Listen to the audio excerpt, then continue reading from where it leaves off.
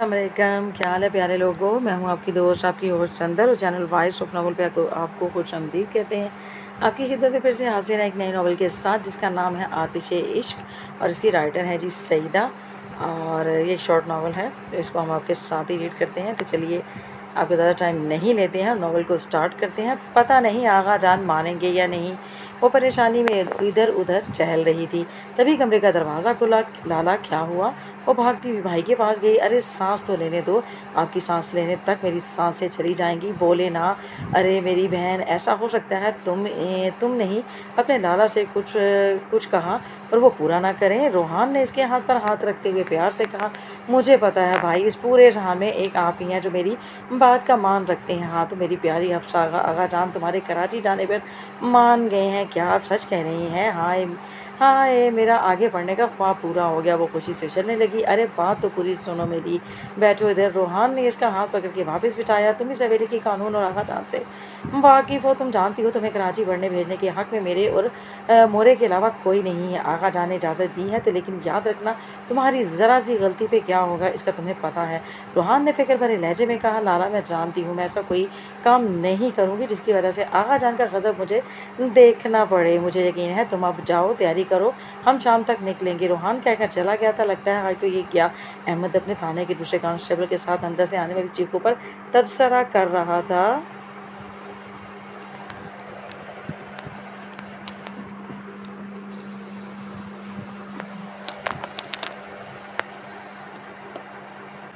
मुझे भी यही लगता है, या तो सर इसकी ज़ुबान खुलवाएंगे या तो बेचारा ज़ुबान से महरूम हो जाएगा। चुप हो जाओ, सर आ रहे हैं। अहमद ने साथ खड़े खलील को आंख दिखाकर चुप करवाया। अहमद पानी दो, वो हुक्म देकर अपनी जगह पर बैठ गया। सर ये लें। अहमद ने जल्दी से ठंडा पानी इसकी तरफ बढ़ाया। सर मैं एसी चलाता हूँ। हाँ चला दो, ऐसी वैसी बहुत गर्मी लग रही है। इस जलील की वजह से मुझे बहुत ढीठ है। इतने मार के बाद जुबान खोली अपनी इसने गिलास रखते हुए कहा, लेकिन सर हम सबको पता था कि जितना ढीठ इंसान क्यों ना हो, आप जुबान खुलवाना जानते हैं। हाँ पता है मुझे। अब ये बता दो कि बेहया आदमी कहाँ है। सर उनका पूरे थाने को पता है, मसरूफ़ होंगे किसी के साथ। हाँ मेरा बस चले तो सबसे पहले इसी को पकड़ूं और उल्टा लटका कर मारूं। इसने दांत पीसते हुए कहा, सर वो दिन भी आएगा इंशाल्लाह। अहमद चलो ज़रा गश्त करके आते हैं, वो कहकर बाहर गाड़ी की जानिब चला गया। आगा जान देख लें, आप रोहान के कहने पर भेज रहे हैं। अगर कोई मसला हुआ तो बरादरी में हमारा नाम ख़राब होगा। तुम्हें क्या लगता है मैं ऐसे ही नाम ख़राब होने दूंगा अपना? अगर लड़की ने कुछ भी ऐसा किया जिससे मेरी इज़्ज़त और नाम को ख़तरा हो, मैं गोली नहीं मार दूंगा, मैं गोली ही नहीं मारूंगा उसे। आगा जान को अपने नाम और इज़्ज़त के अलावा किसी चीज़ की परवाह नहीं थी। अगर भाईजान जिंदा होते तो वो कभी इस तरह हफ्सा को पढ़ने जाने ना देते। और रोहान की वजह से हमने इसे 12 जमात तक पढ़ने का दिया, लेकिन पढ़ने दिया काफ़ी नहीं है ये। नवाब खान ने कहा, चचा मेरी बहन को अगर पढ़ने का शौक़ है तो ज़रूर पढ़ेगी। मैंने आगा जान से बात कर ली है और आप क्यों ज़बरदस्ती इनका फ़ैसला बदलने पर तुले हुए हैं? रोहान जो आगा जान से बात करने आ रहा था, अपने चचा की बातें सुनकर इनको जवाब दिया। आगा जान शदीद शायद रोहान भूल गया है कि तमीज़ से कैसे बात करती हैं। हमने इसे पढ़ने बाहर क्या भेजा, इसका तो दिमाग ही नहीं मिलता। अब नवाब खान ने गुस्से से आंखें निकालते हुए कहा, अफसोस, बहुत अफसोस है। आप लोग ना जाने ये क्यों समझते हैं कि ज़्यादा तालीम हासिल इंसान को बदतमीज़ बना देती है। तालीम शऊर पैदा करती है और जो मैं कर रहा हूँ, जो बोल रहा हूँ, ये सब इसी शऊर की वजह से है। आगा जान देख रहे हैं, ये कल का लड़का हमें सिखा रहा है। जब आप लोगों को इल्म ना हो तो हम कल के ही लड़कों को सिखाना पड़ेगा ना। रोहान तमीज़ के दायरे में रहो। और आगा जान की आवाज़ कमरे में गूंजी। रोहान बिना कुछ बोले खामोशी से चला गया था। आगा जान लिख लें मेरी बात, अपने आपने गलत किया है। अगर आज वो जा रही है तो कल को कोई और घर से लड़की खड़ी हो जाएगी। नवाब खान को बिल्कुल बर्दाश्त नहीं हो रहा था कि हफ्सा कराची पढ़ने जाए। तुम परेशान हो, अगली बार किसी ने जाने की ज़िद की और रोहान ने हिमायत की तो तू चली जाएगी, लेकिन वापस नहीं आएगी। देख क्यों तू दुश्मन बनी हुई है, खुद की जाने दे, वापस चल। बेचारी सना इसकी मिन्नतें कर रही थी, लेकिन वो भी कहाँ रुकने वाली थी। हाथ में रॉड लिए पार्किंग में गाड़ी ढूंढ रही थी। अबे यार हॉस्टल में ही छोड़कर आना चाहिए था। इसकी हिम्मत कैसे हुई मेरी बेइज्जती करने की। अब देख वो कह भी रही थी और गाड़ी भी ढूंढ रही थी। मिल गई चल। इसने सना का हाथ पकड़ा और कार के सामने जाकर रुकी। देख ले, कुछ हुआ ना, अब तो मुंह बंद करो, वैसे मनहूस जुबान है। अब मुझे मेरा काम करने दे। वो आगे बढ़ी और कार के सारे शीशे तोड़ दिए। अब पता चलेगा तुझे किससे पंगा लिया है। इसने फखर से कहा, जैसे कितना बड़ा काम किया हो। चल अब भाग। इसने सना का हाथ पकड़ा और दौड़ लगा दी। अहमद गाड़ी रोको, वर्का ने बाहर देखते हुए कहा, सर आप अक्सर इस यूनिवर्सिटी का बाहर घड़ी आप अक्सर इस यूनिवर्सिटी के बाहर क्यों गाड़ी रुकवा देते हैं? अहमद को बहुत तजस्सुस था। अहमद तुम नहीं समझोगे, न जाने वो यूनिवर्सिटी के गेट की जानिब देखते हुए किसी का इंतज़ार कर रहा था। लगता है जी कोई बहुत ख़ास रिश्ता है। हम ख़ास, बहुत ख़ास, इतना ख़ास कि कभी भी आज़ाद नहीं हो सकता मैं, वरना वर्का ना जाने किस धुन में कह रहा था। अहमद के तो कुछ समझ ना आया। चलो, अब इसने अहमद से मुखातिब होते हुए कहा था, भाई मैं तैयार हूँ, चले। हफ्सा अपना सामान लेकर तैयार सहन में खड़ी थी। रोहान चारपाई पर बैठा हुआ था। ख़ानदान की लड़कियां बाहर जाएंगी शहर से। दादी जो पान बना रही थी, साथ ताने भी मार रही थी। अम्मा, रोहान ने ली है ना जिम्मेदारी। इस दौरान ने अपनी बेटी की हिमायत की। तुम चुप करो बहू, बेटा क्या वापस आ गया है? तुम्हारी भी ज़ुबान चलने लगी है। दादी अम्मा ने ज़ोरा को सख्त लहजे में कहा था। दादी आप तुम ज़ुबान बंद रखो, लड़की न जाने क्या कहा है रोहान ने उनको।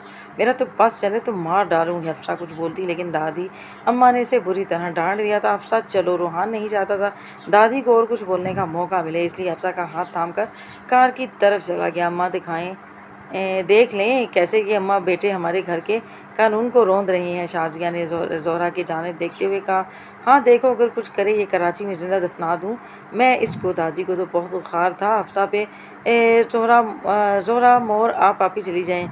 क्या? 15 साल अनाबिया दौड़ते हुए सहन में जोहरा के पास आई।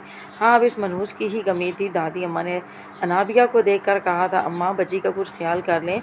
तुम मुंह बंद करो जोहरा, ये मनहूस पहले पैदा होते ही माँ को खा गई और जब 1 साल की हुई तो मेरे बेटे को निगल गई। अब दूसरे बेटे की मौत की वजह वो इनकी बेटी को मानती थी। सही कहा माँ आपने, इसी तो किसी जगह दफ़ा कर देना था, लेकिन ये भी इस हवेली में रूहान की वजह से। शाजिया ने अपने तंज के तीर चलाई। मेरी जान चलो मेरे साथ। जोहरा नाबिया का हाथ थाम कर इसे अपने कमरे में ले गई थी। वो बेड पर बैठकर रोने लगी। जोहरा मोर मैं मनहूस हूँ मेरी जान, रोहान ने क्या कहा था आपको याद है ना? जोहरा ने प्यार से इसके आंसू साफ करते हुए कहा था। जी याद है, उन्होंने कहा था कि मैं इनकी प्रिंसेस हूँ। दादी ऐसे ही बोलती हैं। रूहान की बात याद आने पर वो मुस्कुराने लगी थी। ये मेरी बच्ची, गुड, ऐसी हंसती रहा करो। जोहरा अम्मा भी आप ही आपकी तरह पढ़ने कराची जाए। मैं भी आप ही की तरह कराची पढ़ने जाऊंगी। क्यों नहीं, ज़रूर जाओगी आप। जोहरा ने मुस्कुराते हुए कहा। खान बाबा, मेरे प्यारे बाबा, खुदारा लाकर दे दें।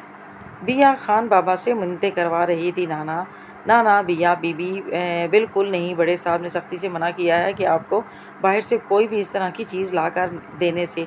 खान बाबा, बिया पैसे लिए इनके पीछे पीछे घूम रही थी। बानो आप बोले ना, वो किचन में काम करती बानो से कह रही थी। बीबी जी, पिछली बार जब आप बाहर का खा कर बीमार पड़ी थी तो बड़े साहब ने मुझे और खान बाबा को बहुत डांटा था। यार आप दोनों फिर गोलगप्पों के दुश्मन हैं। जब दोनों ने सफ़ेद झंडा दिखाया तो बिया सोफे पर मुंह बनाकर बैठ गई थी। बिया बीबी, मैं और खान बाबा यहाँ आपका ख्याल रखने के लिए हैं और दुश्मन हम नहीं, आपके प्रिंस हैं। इनका तो छोड़ दें, बस वहाँ से बैठे बैठे ऑर्डर देते हैं। बानो याद रखना ये अल्फाज बताना बड़े साहब को। खान बाबा ने बिया को छेड़ते हुए कहा था। खान बाबा, बिया ने गुस्सा किया और तब कर अपने रूम में चली गई। पता नहीं इनके प्रिंस कैसे संभालते हैं इन्हें। खान बाबा ने बानो से कहा। खान बाबा, इस दुनिया में एक वही है जो इनके नखरे बर्दाश्त करते हैं। आज पहला दिन है, पता नहीं क्या होगा। हफ्सा यूनिवर्सिटी में थी, तुम फिक्र नहीं करो, अच्छा ही होगा सब। हफ्सा की रूममेट इसके साथ ही थी। हाँ चलो क्लास लेते हैं। दोनों अपनी क्लास की जानिब चली गई थी। दोनों क्लास लेकर जैसे ही बाहर आई तो क्लास के दूसरे स्टूडेंट्स को भी सीनियर्स ने रोका हुआ था। ये रोका हुआ क्यों है? हफ्सा ने अंशरा से पूछा। मेरे ख्याल से ये सीनियर्स स्टूडेंट्स से तफरीक कर रहे हैं। छोड़ो, करने दो, हम चलते हैं। हफ्सा ने अंशरा का हाथ थामा और आगे बढ़ने लगी। ओह मिस चादर वाली। तभी हफ्सा को अपने पीछे खड़े सीनियर्स में से किसी की आवाज़ आई। हफ्सा ने पलट कर देखा तो सामने एक लड़का खड़ा था, लंबा चौड़ा खूबसूरत सा। जी क्या मसला है? हफ्सा ने सख्त लहजे में कहा। अरे आराम से, गुस्सा ना करें, मसला कोई नहीं है। हम तो बस आपका खूबसूरत सा नाम जानने की आरजू रखते हैं। इसने हफ्सा के करीब आकर कहा। मिस्टर, दूर रहकर बात करें। हफ्सा ने 4 कदम पीछे होते हुए कहा। और मैं नहीं चाहती अपना नाम बताना। हफ्सा कहकर चली गई थी। उसे तब तक देखता रहा जब तक वो आंखों से ओझल नहीं हो गई। क्या हो गया हीरो? इसके साथ मौजूद दोस्त ने कहा। ये अंदाज, लहजा, उफ, ये पठानी दिल ले गई है। अरे इतनी जल्दी? बेटा पहली नज़र का प्यार। वो आंख मार कर चला गया था। वर्का की आंख देर से खुली। वह जल्दी जल्दी तैयार होकर थाने के लिए निकला। अहमद ज़रा जल्दी चलो। वो अपने साथ ड्राइविंग सीट पर बैठे कांस्टेबल से कहने लगा था। जी सर। इसने इसकी गुस्से भरी नज़रों को देखकर गाड़ी की स्पीड बढ़ा दी।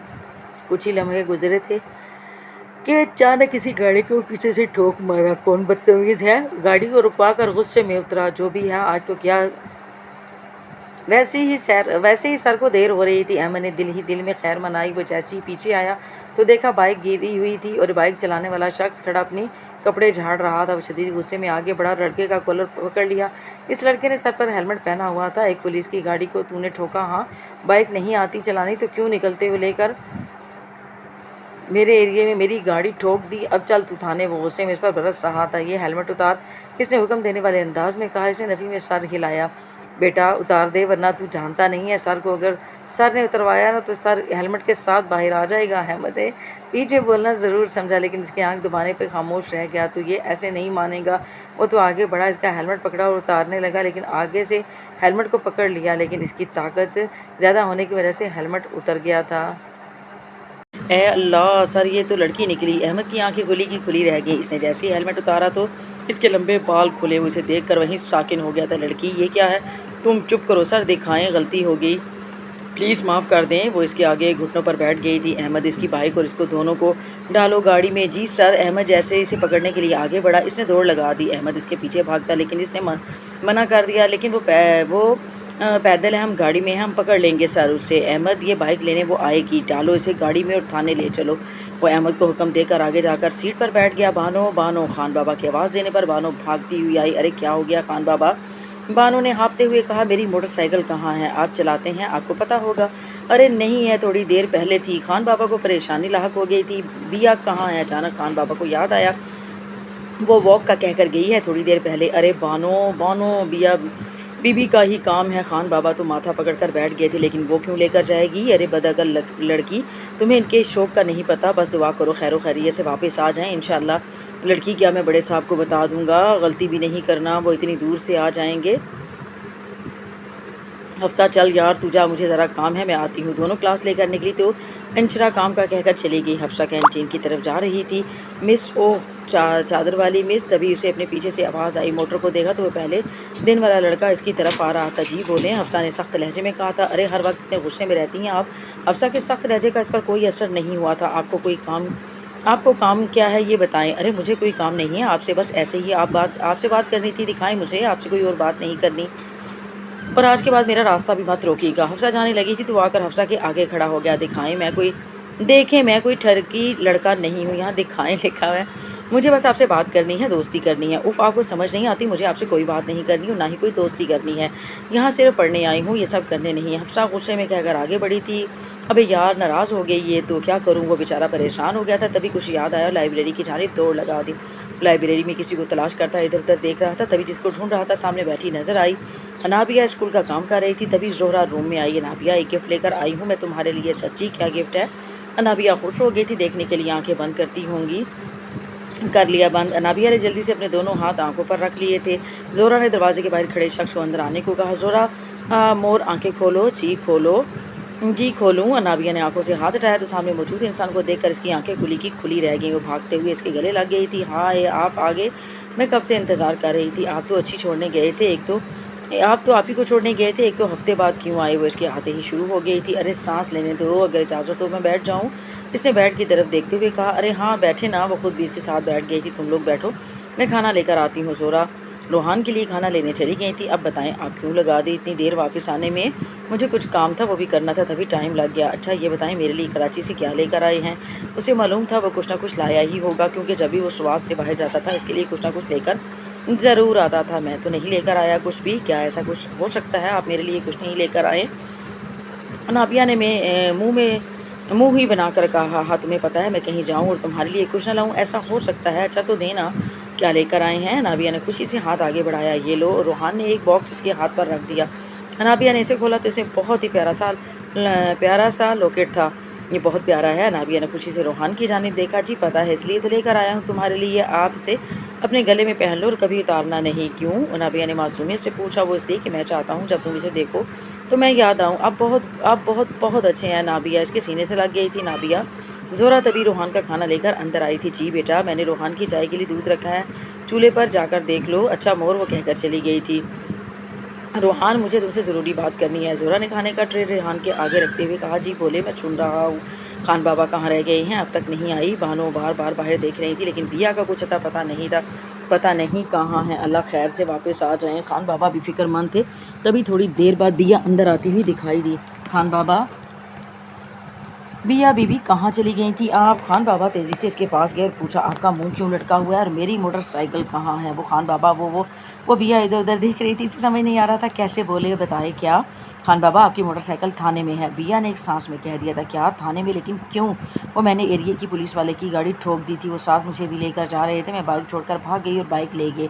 मेरे अल्लाह, हाय अब क्या कर दिया? खान सर पकड़ कर बैठ गए थे। आप तो ऐसे परेशान हो रहे जैसे बाइक नहीं फरारी थी। खान बाबा, अब क्या करेंगे? बानू ने कहा, अब थाने जाएंगे और क्या, मैं भी चलती हूँ। बिया भी जाने को तैयार थी। नहीं, आप इन्हें, अगर बड़े साहब को पता चला कि आप थाने गई हैं तो मेरी खैर नहीं। अरे वो आपको पहचानते थोड़ी हैं, उन्होंने मुझे देखा है इसलिए लेकर चले। मुझे सही कह रही हूँ मैं। बिया बीबी, खान बाबा वो आपको नहीं देंगे बाइक। बानू ने भी हमायत की। अच्छा चले फिर।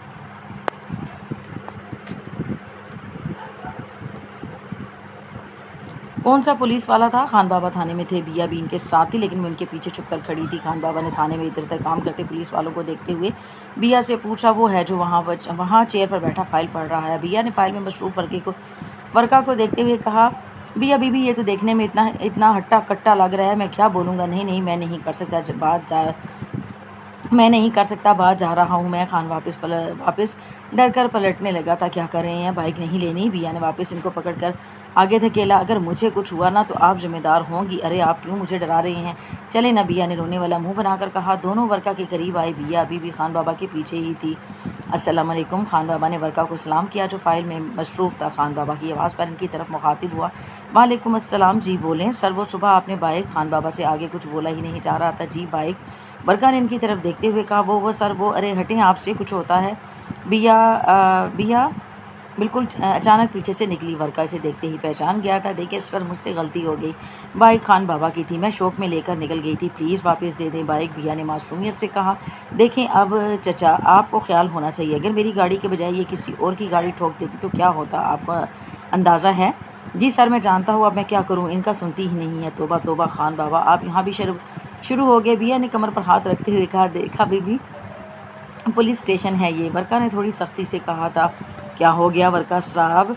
बिया कुछ कहती इससे पहले बिया को अपने पीछे से आवाज़ आई थी, कुछ नहीं हुआ मलिक साहब, आप जा सकती हैं। वर्का ने कुछ लहजे में कहा। आप बताएं क्या हुआ मिस? वो बिया के करीब आकर अजीब अंदाज में पूछने लगा था। वो बिया के और करीब आता इससे पहले वर्का ने बिया का हाथ पकड़ के पीछे किया और ख़ुद इसकी जगह पर खड़ा हो गया। मलक, तुझे बहुत दफ़ा कहा है, फिर कह रहा हूँ, मेरे मामले में मत टांग अड़ाया कर। वर्का ने दांत पीसते हुए कहा। गुस्से से अहमद, अहमद। वर्का ने अहमद को आवाज़ दी। अहमद भागते हुए आया। अहमद, इनकी बाइक दो और जब तक ये चले ना जाएं इनको देखना। वो देख मलिक की तरफ रहा था, लेकिन बोल अहमद से रहा था। जी सर, मैडम चलें। बिया जाते जाते भी ये मुड़कर वर्का को देख रही थी। जी बोलें, क्या बात है? रूहान ने नवाला मुंह में डालते हुए ज़ोरा से पूछा।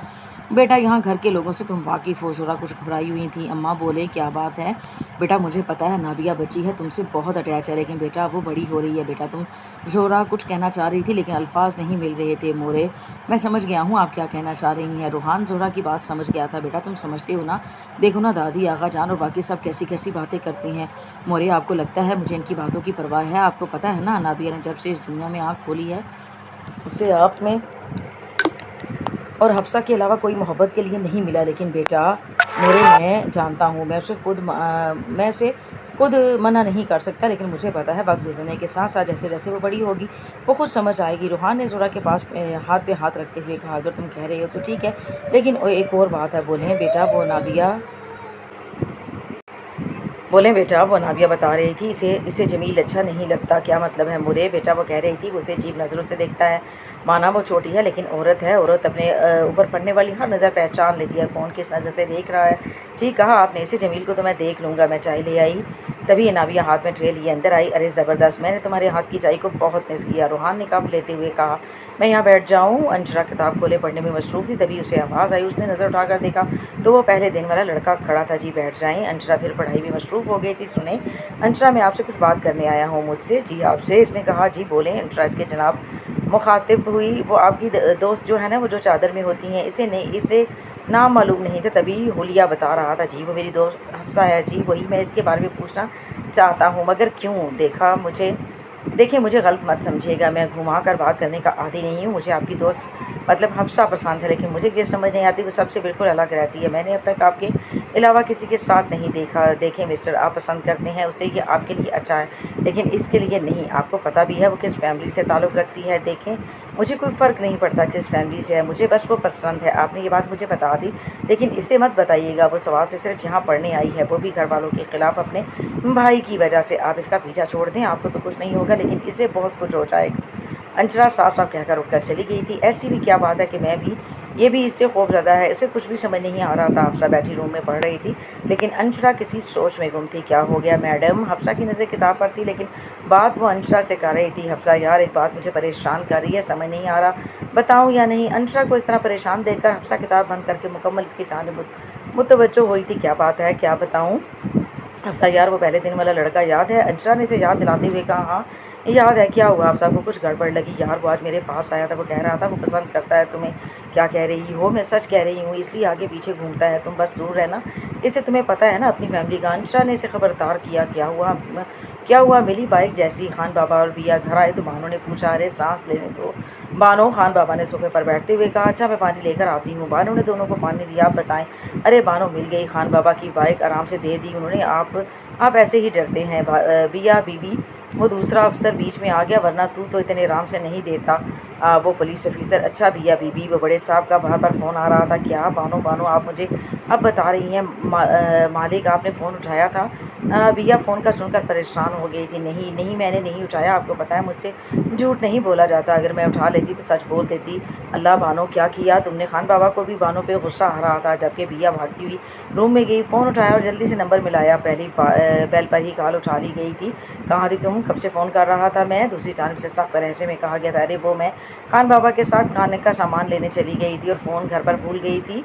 बिया ने मासूमियत से कहा था। बिया, तुम्हें पता है ना मैं कितना परेशान हो जाता हूँ। तुम यार क्यों तंग करती हो? सॉरी ना, मैंने जानकर नहीं किया, मुझे पता है, लेकिन अब ख्याल रखना। ठीक है जी, ठीक है। और बताओ फिर? बिया घंटों फ़ोन पर इधर उधर की बातें करने में लगी रही थी। अफ़सा अंशरा के साथ कैंटीन में लंच कर रही थी। क्या मैं यहाँ बैठ जाऊँ? तभी किसी के कहने पर अफ़सा ने आके उठाकर देखा तो वही लड़का था। यहाँ और भी जगह खाली है, आप वहाँ बैठ जाएँ। अफ़सा ने बिना इसे देखे जवाब दिया, नहीं मुझे पता है वो, लेकिन मुझे आपसे बात करनी है। लेकिन मुझे नहीं करनी है, अफ़सा कहकर उठी थी, लेकिन मुझे करनी है, प्लीज़ सुन लें। वो अफ़सा के सामने आकर खड़ा हो गया था। आपका मसला क्या है? क्यों मेरा तमाशा बनाना चाहते हैं? अफ़सा ने गुस्से में कहा था। अफ़सा, यहाँ सब हैं और देख भी रहे हैं, तो सुन ले। इसकी अंशरा ने इर्द गिर्द बैठे स्टूडेंट्स को देखते हुए कहा, अच्छा बोलें क्या बात है? मैं आपको पसंद करता हूँ। देखिए, मैं कोई टर्की नहीं हूँ, मैं वाकई संजीदा हूँ। ठीक, अच्छी बात है, करते रहें पसंद लेकिन मैं आपको साफ साफ बता दूँ, मैं यहाँ सिर्फ पढ़ने आई हूँ, ये सब नहीं करने। आपने जो कहना था मैंने सुन लिया, अब मुझे मुझे तंग मत करना। अफ़सा गुस्से से कहकर चली गई थी। अफ़सा के अल्फाज का उसे बुरा लगा था, लेकिन वो भी अपने जज्बों में सच्चा और अटल था। कोई बात नहीं, आज नहीं तो कल मुझसे प्यार होगा आपको। अफ़सा यार, लेकिन वो मुझे झूठा नहीं लगा। साथ चलती अंशरा ने कहा था, पता है मुझे, मेरे घर वाले और हमारे वहाँ के कायदे कानून मुझे इजाज़त नहीं देते। मेरे साथ वही होगा जो वो चाहेंगे। मैं सिर्फ भाई की वजह से यहाँ आई हूँ, मुझे पता है। अफ़सा फ़िक्र नहीं करो। अंशरा ने उसे हौसला दिया था। अस्सलाम वालेकुम, कैसी हो अफ़सा? रूहान बैठा वीडियो कॉल पे अफ़सा से बात कर रहा था। बिल्कुल ठीक हूँ भाई, मैं, आप बताएं कैसे हैं? मैं भी ठीक हूँ बिल्कुल। और पढ़ाई कैसी जा रही है? अच्छी जा रही है भाई, आप बताएं। मोरे कहाँ हैं? मोरे बाजार तक गई हैं। रूहान आगे कुछ बोलता, नाबिया ने रूम में एंट्री दी थी और रूहान के हाथ से मोबाइल लेकर खुद बात करने लगी थी। आप मुझसे मिले बिना चली गई? नाबिया ने खफा होते हुए कहा, अरे मेरी जान, ये तुम्हारी रूहान है ना, इनको जल्दी थी बहुत। ओ, और मुझे बोला उन्होंने आपको जल्दी थी। अराबिया ने गुस्से से रूहान की तरफ देखा, जो कान पकड़कर मुंह बनाकर सॉरी कह रहा था। नाबिया ने थोड़ी देर हफ्सा से बात करके फ़ोन कट कर दिया था। अब रोहान की क्लास लेने वाली थी वो, आपने झूठ क्यों बोला मुझसे? अरे वो ना, मैं, छोड़ो ये बताओ कुछ खाओगी? रोहान बात घुमाने लगा, बातें मत बनाएं, सच बताएं। तुम्हें तंग करने के लिए कह रहा था। रोहान ने तकिया नाबिया की तरफ फेंका, रूम से बाहर दौड़ लगा दी। रोहान आगे था और नाबिया इसके पीछे पीछे। रुके, आज नहीं छोड़ूंगी, पहले पकड़ तो लो। नाबिया भाग ही रही थी, वो हाथ थाल लिए सामने से आती ताई से टकरा गई। सॉरी ताई, मैंने देखा नहीं। नाबिया खड़े होकर इनसे माजरत करने लगी थी, लेकिन उन्होंने बिना कुछ से सुने नाबिया को थप्पड़ मार दिया था। मनहूस हो तुम, सिर्फ परेशान नहीं करवाती हो। अब वो इस पर चीख रही थी। इनकी आवाज़ सुनकर सबके घर वाले आने लगे, जमा होने लगे थे। ताई क्या कर रही हैं आप? रोहान आगे आया और नाबिया का हाथ थाम कर खुद से लगाया और रोहान से लग कर रोने लगी थी। देखें आप आगा जान, कोई शर्म नहीं है, इसकी कैसे चिपकी हुई है। जमील को बर्दाश्त नहीं हुआ। आगा जान आगे बढ़े और नाबिया को रोहान से अलग करके धक्का दिया, जिस वजह से वो ज़मीन पे गिरी। आगा जान क्या हो गया है? रोहान ने जल्दी से नाबिया को उठाया। मैंने कहा था इस मनहूस को मार दे, लेकिन आपने मेरी नहीं सुनी। दादी भी कहाँ पीछे रहने वाली थी। बस कर दें आप लोग, बस कर दे। रोहान गुस्से से चीखा था। रोहान तुम इसके लिए हमसे लड़ रहे हो? हाँ लड़ रहा हूँ मैं ताई, और क्यों ना लड़ूँ? आप लोगों को ये यतीम का ख्याल नहीं, ज़रा खौफ खुदा नहीं है? बस रोहान हमें मत दो ये फ़लसफ़ा, दफ़ा करो इसे मेरी नज़र से। आगा जान की कड़कदार आवाज़ हवेली में गूंजी थी। अनाबिया उठी और दौड़ते हुए अपने रूम की तरफ भागी। रोहान भी इसके पीछे गया, लेकिन वो इस तक पूछता। अनाबिया ने खुद को बंद कर लिया था। नाबिया खोलो प्लीज़। नाबिया मेरी बात नहीं सुनोगी। रोहान काफ़ी देर तक दस्तक देता रहा, लेकिन कोई जवाब नहीं मिला। देख लिया आगा जान कैसे अपनी मासूमियत से रोहान जैसे लायक लड़की को अपने काबू में कर लिया। ताई जान अपनी ज़ुबान से जहर उगल रही थी। ठीक कह रही हैं बहू, ये ज़ोहरा और रोहान की वजह से अब तक यहाँ है। जैसे इसकी माँ ने मेरे बेटे पे डोरे डाले थे, वैसे भी ये रोहान पे डोरे डाल रही है। दादी ने भी हमायत की। सब जानता हूँ, अंधा नहीं हूँ मैं। बस यही वक्त का इंतज़ार है मुझे, और रोहान को भी इसकी बदतमीज़ी का हिसाब देना होगा। आगा जान ने कुछ सोचते हुए कहा था। बिया यूनिवर्सिटी के बाहर खड़ी गाड़ी का इंतज़ार कर रही थी, तभी इसके सामने एक कार रुकी। कार से एक लड़का बाहर निकला। अस्सलाम वालेकुम। उसने बिया को सलाम किया। वालेकुम अस्सलाम। कौन है आप? बिया को समझ नहीं आया कुछ। अरे आपने मुझे पहचाना नहीं? अरे इस दिन पुलिस स्टेशन में। बिया ने जहन पे जोर डाला तो उसे याद आया। जी याद आया, सही मेरा नाम मलिक है। आपको यहाँ खड़े देखा तो सोचा पूछ लूँ, आपको मैं ड्रॉप कर दूँ? नहीं मेरे ड्राइवर आते होंगे। बिया को इसकी नज़रें अच्छी नहीं लग रही थी। अरे चलें ना। अब वो बिया का हाथ पकड़ के इसे फोर्स कर रहा था। वो कुछ और करता, इससे पहले एक थप्पड़ इसके मुंह पर किसी ने मारा था। बिया ने पीछे मुड़कर देखा तो देखती ही रह गई। मलिक दफ़ा हो जा। वर्का ने गुस्से से कहा। मैं क्यों जाऊँ, तू यहाँ क्या कर रहा है? मलिक वर्का को देखकर तप सा गया था। मेरा छोड़ और अपनी नीयत सही कर ले, आखिरी बार कह रहा हूँ, वर्का ने कहा, और बिया का हाथ थामकर आगे बढ़ा। अपनी कार के पास आकर रुका। अगर कभी भी ये बदजात सामने आए तो थप्पड़ जड़ देना, ये इंसान के रूप में शैतान है। वर्का ने बिया को उंगली दिखाते हुए खबरदार किया था। वर्का जैसे रोबदार इंसान के आगे बिया से कुछ बोला ही नहीं गया। तभी खान बाबा ने दोनों के पास से ही कार रोकी थी।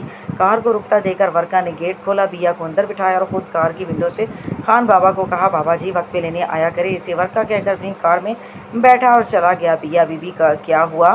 बिया को इस तरह खामोश देखकर खान बाबा ने पूछा था। कुछ नहीं, ठीक कह रहा था, वो जल्दी लेने आया करे, बिया ने कहा और मुंह घुमा कर बैठ गई थी। हफ्सा बैठी अपना काम कर रही थी, तभी इसके मोबाइल पे मैसेज आया। इसने देखा तो कोई अजनबी नंबर, और मैसेज में लिखा था, अपनी खिड़की पे आए, अजीब है कौन। इसने मैसेज पढ़कर मोबाइल रखा और दोबारा अपने काम में मसरूफ़ हो गई थी। अभी थोड़ी देर गुजरी थी कि इसके ही नंबर से कॉल आने लगी। हफ्सा ने कॉल उठाई। जी कौन? देखें प्लीज़ एक बार आ जाएं खिड़की पे। दूसरी जानिब से आने वाली आवाज़ को वो पहचान गई थी। आपको मेरा नंबर कहाँ से मिला? हफ्सा गुस्से में आ गई थी। प्लीज़ देखें, वो सब छोड़ें, आप आ जाएँ। इसने वही बात दोहराई, मैं नहीं आ रही। हफ्सा ने गुस्से से कहकर कॉल कट कर दी और मोबाइल बंद करके रख दिया। क्या हो गया है, इतनी परेशान क्यों हो? अंशरा जो नहा कर निकली थी, हफ्सा को परेशान देख कर कहा, यार वही लड़का कब से मैसेज और फ़ोन पे तंग कर रहा है। क्या कह रहा है? बोल रहा है खिड़की पे आ जाऊँ। हफ्सा ने बिस्तर पे लेटते हुए कहा, यार क्या पता नीचे हो। अंशरा ने कहा और खिड़की की जानिब गई। हफ्सा और वो दीवाना तेरे लिए फूल लेकर नीचे बेंच पर बैठा हुआ है। अंशरा ने हैरत से कहा, बैठे रहने दो, तुम भी सो जाओ। हफ्सा ने करवट लेते हुए कहा, क्यों इतना पागल हुआ है ये?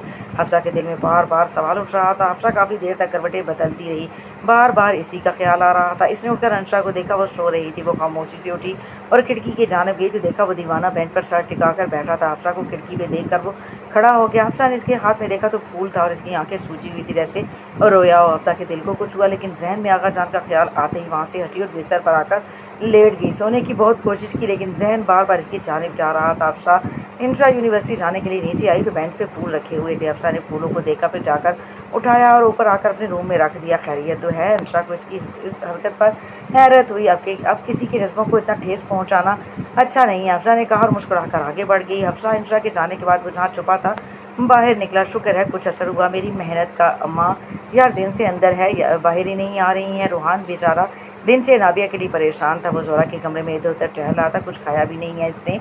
अरे तुम बैठ जाओ, कब से घूमे जा रही हो। जोरा ने रूहान को बेड पर बैठा देखा और परेशान मत हो, इससे भूख बर्दाश्त नहीं होती,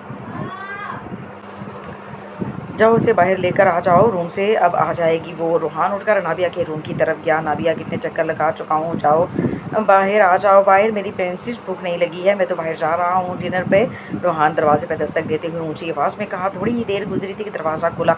अनाबिया बाहर आई और मुकम्मल तैयारी के साथ। अरे वाह, इतना तैयार क्यों हो?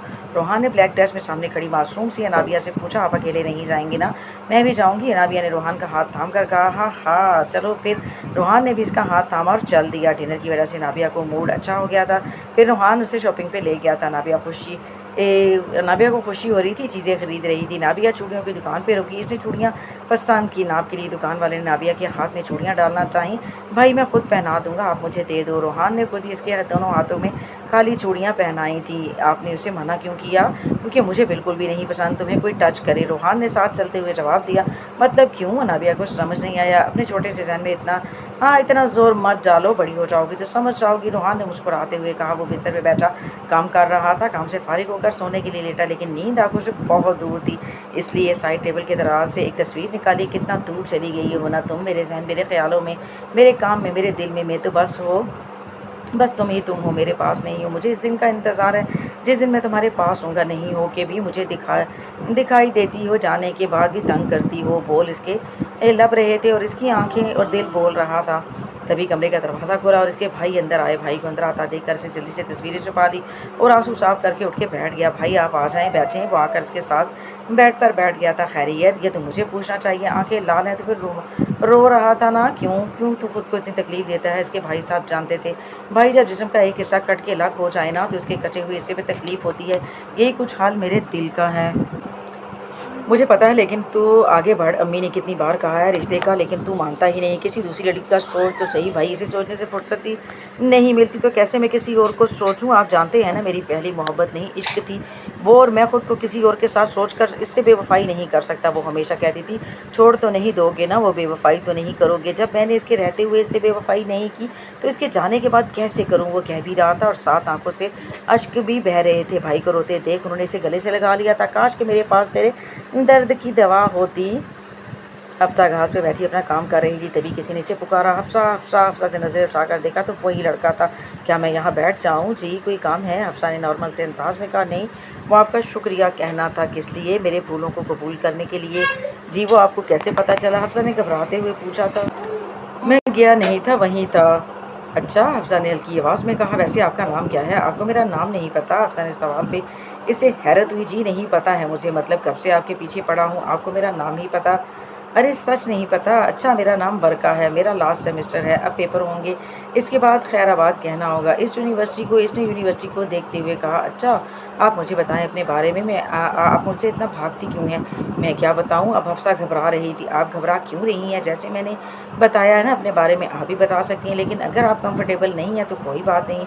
बरका ने हफ्सा की घबराहट को देखते हुए कहा। नहीं नहीं, ऐसी बात नहीं है। सब आज से पहले कभी इस तरह किसी लड़के से बात नहीं की ना। तभी हफ्सा ने धीमी आवाज़ में नीचे देखते हुए कहा। अच्छा, शायद मेरी वजह से आप घबरा रही हैं। चले, मैं आपको मज़ीद परेशान नहीं करता। वो कहकर खड़ा हो गया था। फिर मिलते हैं, खुदा हाफिज़। बरका जा चुका था, लेकिन हफ्सा उसे दूर तक जाते हुए देखती रह गई थी। इतना बुरा भी नहीं जितना मैंने समझ लिया था, हफ्सा ने कहा। बिया खान बाबा के साथ यूनिवर्सिटी जा रही थी, तभी उसे रास्ते पे ड्यूटी देता बरका नजर आया। खान बाबा गाड़ी रोके, मगर क्यों, क्या हुआ?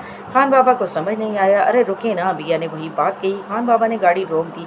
कहीं मत जाइएगा, मैं आती हूँ, वो कहकर उतर गई। लेकिन बिया बीबी वो इतनी तेज़ी से निकली कि खान बाबा को कुछ बोलने का मौका ही नहीं मिला। अस्सलाम वालेकुम सर, बरका अपने साथ खड़े अफसर से बात कर रहा था। बिया की आवाज़ पर इसकी जान ने मुड़ा था। वालेकुम अस्सलाम, आप यहाँ क्या कर रही हैं? बरका ने इसे अकेले देखकर पूछा। मैं यूनिवर्सिटी जा रही थी तो रास्ते में आप नज़र आ गए तो खान बाबा को बोलकर कार रुकवाई और आपसे मिलने आ गई। बिया कितने साफ जवाब पे बरका हैरान रह गया था। मिस्टर बरका कौन है ये? इसके साथ खड़े अफसर ने बिया को देखते हुए कहा। सर मैं कोई भी नहीं हूँ, मैं इनको इनका शुक्रिया कहने आई हूँ, इन्होंने मेरी हेल्प की थी इस दिन। मिस आपके खान बाबा कहाँ हैं? वो आ गए, कुछ बोलती?